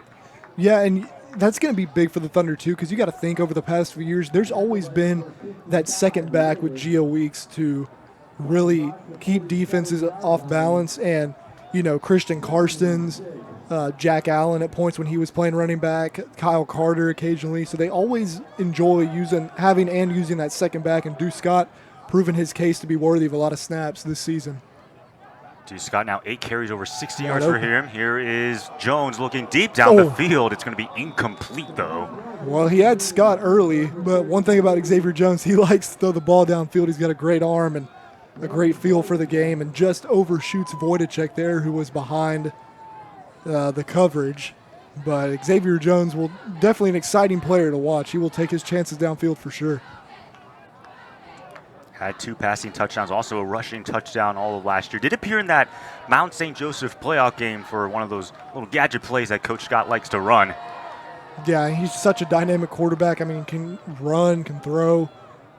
Now, obviously, lost a tough battle to Fort Coochie in training camp, but X is just a great football player and he always has a great mindset, understands the game very well. The play clock's at 1. Now it's frozen. Here is Jones. He throws. That pass is going to be caught. It's going to be Brett Peacock. But for a moment, the play clock was literally frozen at 1, and it didn't go. I mean, I'm not sure if they got away with a delay of game or whatnot. I like that throw there from Jones, too, keeping Peacock out of harm's way.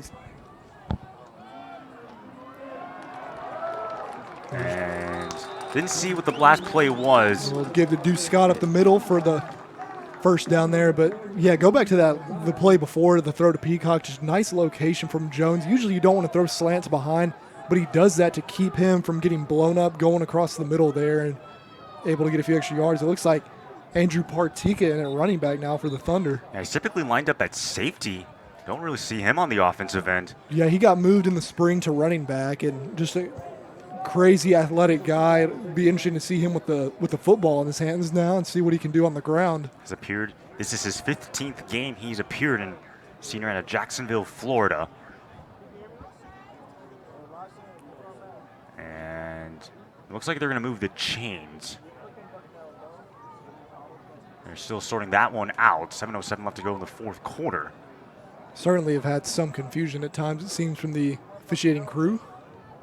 Wheaton up by 32 points. Their next game will be at Carroll, and then coming back here, battle for the low brass bell against #1 ranked North Central. That's going to be a really huge game for Wheaton.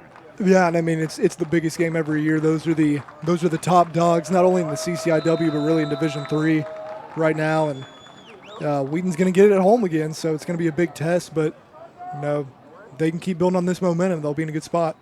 Augustana, they will be at Milliken next week. Here's a handoff to Deuce Scott, and he will just plow his way up to Andrew Partika, sorry.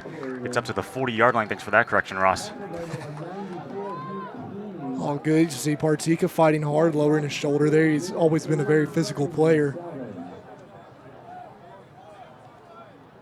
So now 2nd down and 7. That clock continues to dip, and I'm pretty sure if you're Wheaton, you just want that clock to run down. Oh, yeah, for sure. But it's always good to get some of these backups in the game, too. You never know what's going to happen during the season. You might be a backup to start.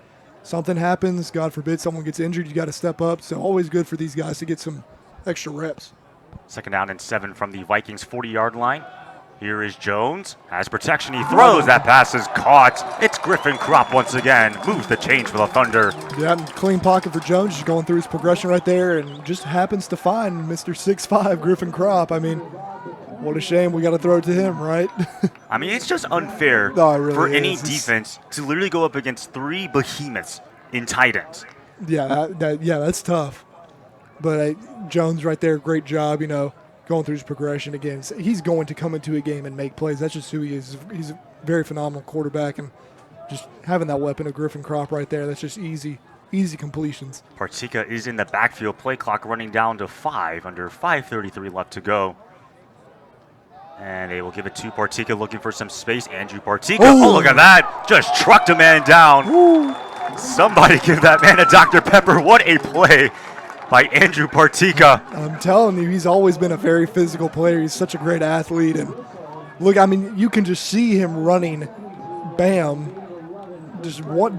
seeking out that contact and getting some extra yards out of it. I mean, Dakota Strait was just leveled on that play. Unfortunate for him. Well, and to be fair, he's probably seen no tape of Andrew at running back, but the one thing I'll tell you, go low, be smart, probably, but He just now probably is figuring that out. Under 5 minutes now left to go. First down and 10 from the 17-yard line. This is the 10th play of the drive. Here's Jones once again looking to pass. Lobs it for the end zone. It's caught. Touchdown. Andrew Partika, his first career touchdown. How about that? Excellent play by Partika. Perfect throw by Jones right near that front pylon. Xavier Jones leading down the field, and the former safety converted running back, Andrew Partika. 2 big plays in a row on the ground, in the air. That's got to feel good for the former safety turned running back. The Thunder continuing to pour it on here in their home opener. What a confidence it must be for Wheaton. You lose heartbreaking fashion to UW Oshkosh, and now you come here and you just lay it out on the line. Yeah, and this is the type of game the Thunder needed to set the tone for the rest of their season. Obviously not the results they wanted, nor the type of play in week 1, but excellent performance tonight. Look at this throw. Jones just waiting, throws it up.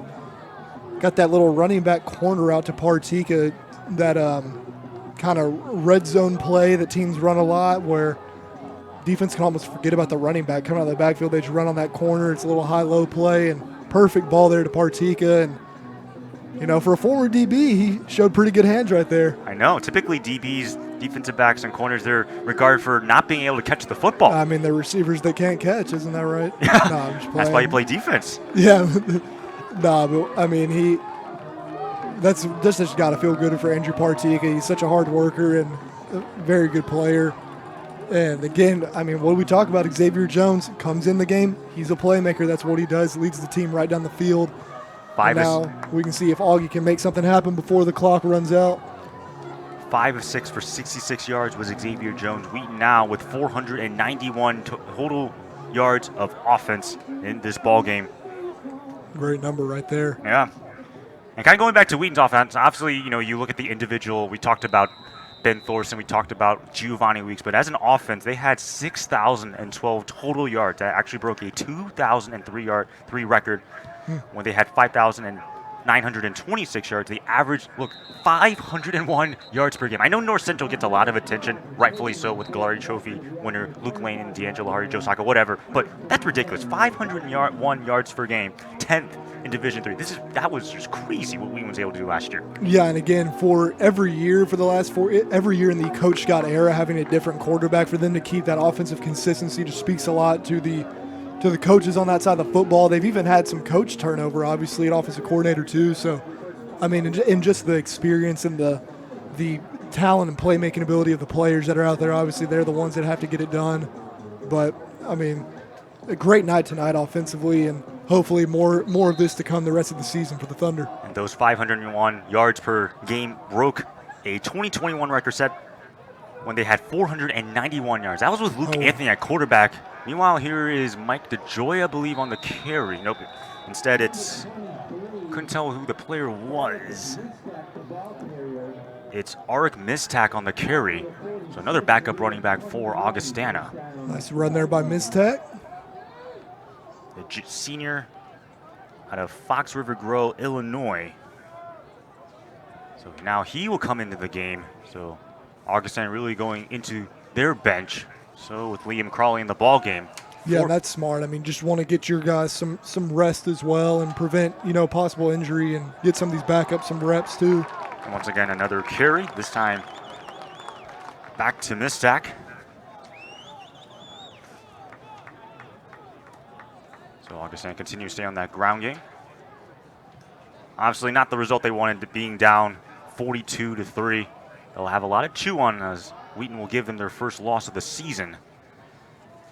Again. Yeah, it's a tough one you gotta bounce back from. You can't let this, the biggest thing, you cannot let this affect you mentally going into the rest of the season. They've played 2 games now. After this one ends, they've got 8 more. Got a full season still ahead of you. Just gotta move on, flush it, and just be ready to play. Again, Saturday. Again, they'll be at Milliken next week. Mistak once again on the carry, still on his feet. Arik Mistak, right near for first down. Physical finish there by Johnny Eller. But, I mean, so they're playing Milliken next week, and don't want to speak too soon, obviously, but Milliken with a very tough day today against North Park. So plenty of opportunity for Augustana to be 2-1 after next week, and Wheaton's going to be looking to do the same thing. But, I mean, you just got to flush this game. It happens sometimes. Teams get blown out. It's not fun, but it always should be used as a learning experience to just be better the next week. Yeah, after Milliken, then they have 2 straight home games. North Park for homecoming, Elmhurst, another home game. Then they have Carroll. Then they play North Central, Illinois Wesleyan, Carthage, and Washington. That's their schedule.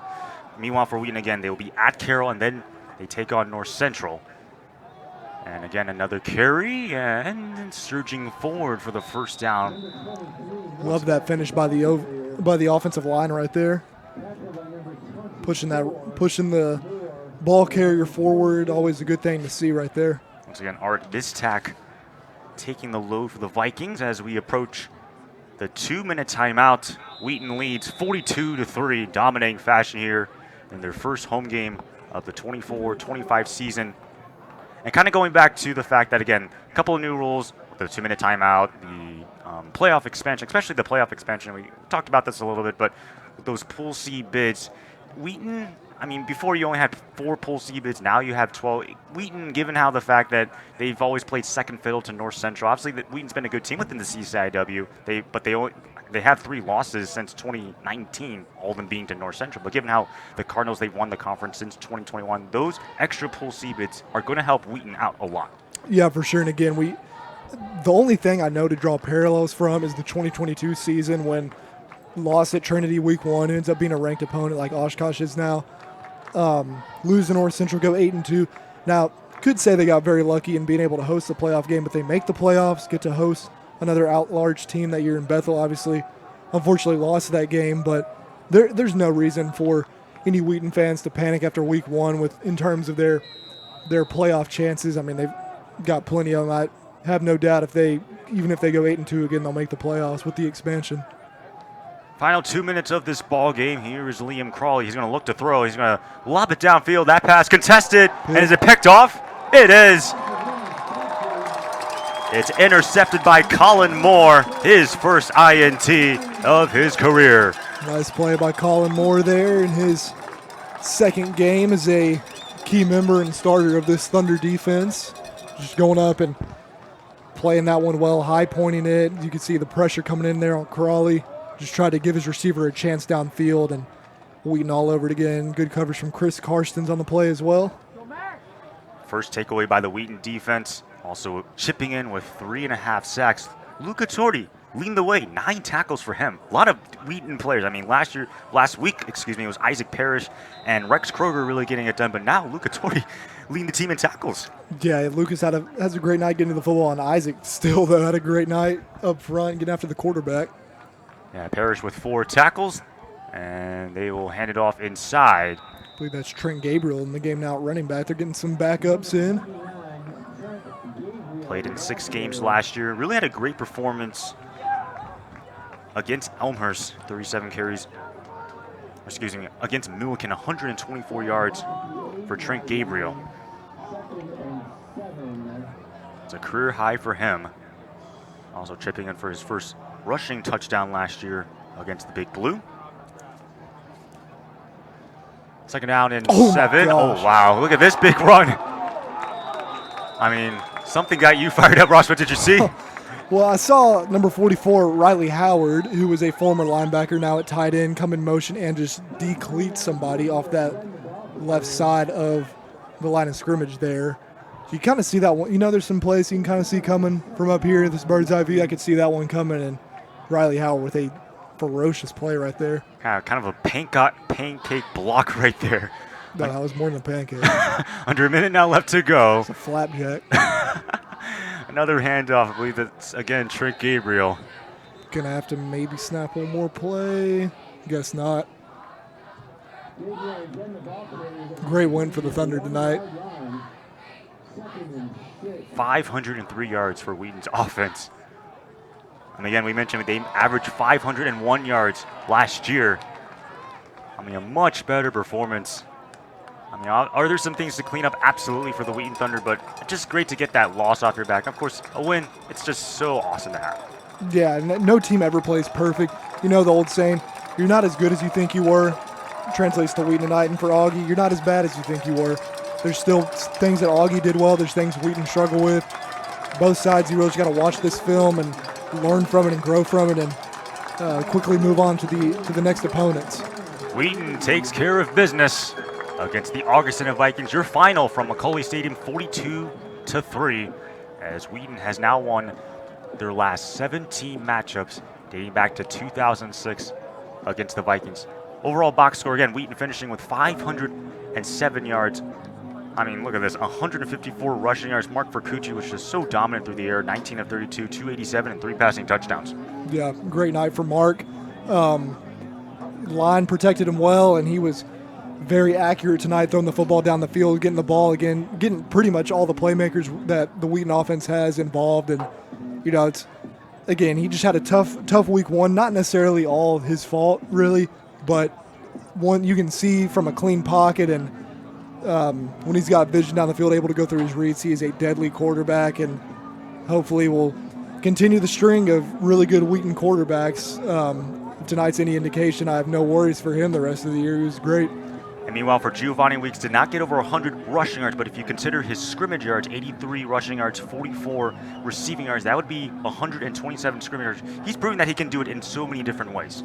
Yeah, Gio probably had a better first half catching the ball. Honestly, had some big plays in the pass game, and then the second half you see he starts wearing on the defense and just churning out yards on the ground. He's so tough to bring down. He's still, you know, it's only been 2 games, but he hasn't had that breakout performance yet like we've been accustomed to the last 3 years, but yeah, it's definitely coming soon for sure. Of course, Deuce Scott chipping in 8 carries, 64 yards, and his first career rushing touchdown. Then going back to the receivers, Ben Bonga, Seth Cordno, the dynamic all CCIW duo receiver. Bonga finishing 6 catches, 94 yards, and a touchdown. Meanwhile, Seth Cordnovan, maybe a little bit quiet, but 2 catches, 38 yards, and a TD for him. Yeah, and obviously Seth had the big punt return callback as well, but both Bonga and Cordnovan with really solid games. Davis Reeves made a nice play over the middle. Brett Peacock with some catches. Ben Juska, obviously he had a long touchdown callback as well, but you can just see how good this offense is when they can get the ball to all their playmakers and just let them make plays and do what they do. Yeah, you mentioned Brett Peacock finishing second on the team in both catches and receiving yards, 5 catches, 62 yards, and then Davis Reeves, 2 catches, 35 yards. Griffin Kropp coming in, 3 catches, 32, and then Ben Juska, 3 catches, 31 yards, and a TD. Meanwhile, turning over to the defense, we talked about Luca Torti leading the way with 9 tackles, but then you look at these other players, Colin Moore, Johnny Eller, and Peter Johannick with 7 tackles, Caleb McClung with 6, Isaac Parrish, what a great performance for him from last year, from 2 weeks ago, coming in with 4 tackles.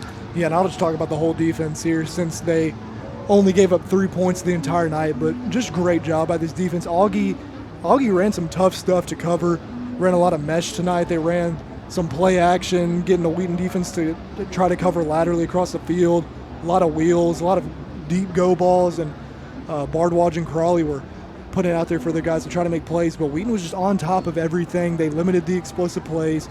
The defensive line up front did a great job against the run and against the pass, getting after the quarterback, and obviously the linebackers, who were really the captains of the defense, all making plays. So just a phenomenal effort from this defense tonight, much like week 1, but, you know, obviously even a little bit better. Yeah. For Wheaton, of course, they lost Virgil Cannon, Clay Campbell, Jaden Ferlita, Max Smith, and Christian Bonaquisti last year, but they seem to be in good hands entering this season with so much star-studded talent. Of course, you just talked about Isaac Parrish, Peter Johannick, and Rex Kroger. Didn't really see Rex Kroger as much, but again, a lot of talent on this defense. Of course, for Cole Bardwaj finishing 10 of 26, $137, only completing 39% of his passes. Wheaton's defense, they really limited the run, only allowing 106 yards. Meanwhile, for Wheaton, 106 yards. Meanwhile, Wheaton 154 yards, but they really made Cole Bardwaj beat them. Yeah, they were trying to test him, and he was making some good throws downfield, but Wheaton was just on top of everything. And defensive backs did a great job. The corners, Wilson and Schwartz, did a great job staying on their guys. And Chase Smith, I thought, had a fantastic night, being where he was supposed to be. They tested him a few times, and he made plays. And then obviously Colin Moore with the late pick, but he played well most of the night too. And it was a tough night for Bardwaj, just under pressure most of the night, up front for sure. But again, he doesn't really make mistakes. Didn't turn the football over. They just couldn't really get anything going consistently on offense. And I thought that for Augustana, like we said earlier, just the difficulty for them on 1st and 2nd down and getting into a lot of 3rd and longs really hurt them tonight, because again, there's only so much you can do on 3rd and long. Yeah, for Barwash, he was sacked 4 times. Meanwhile, going back to this rushing attack, Mike DeJoy finishing with 64 yards, Braden Smith leading the way, 4 catches, 86 yards, and then defensively, Dylan Burton, 10 total tackles, which actually led all defenders, including Wheaton. And obviously, Wheaton, they go and play Carroll on the road, and then they come here at North Central. What are your expectations going into next week for this offense and defense? Yeah, I mean, Wheaton just got to keep this momentum going. I think that they executed the game plan they had very well tonight on both sides of the football. The defense has obviously been playing very solid through both games. The offense struggled in the first game and played a lot better tonight. Just need more of tonight from the offense, just more spreading the football around and getting Gio and Deuce going on the ground and letting Mark do his thing back there in the pocket, and then the defense just continue to really kind of carry the team in some form or fashion, if you want to say that, just by keeping the point totals low and getting off the field and giving this offense more chances at the football, because more chances Mark Forcucci has, the more likely Wheaton is to put up points, quite honestly. Again, Wheaton taking care of Augustana 42-3. Your final from Macaulay Stadium alongside Ross Johnson. I'm Aiden Kong, signing off on the Wheaton Thunder Sports Network.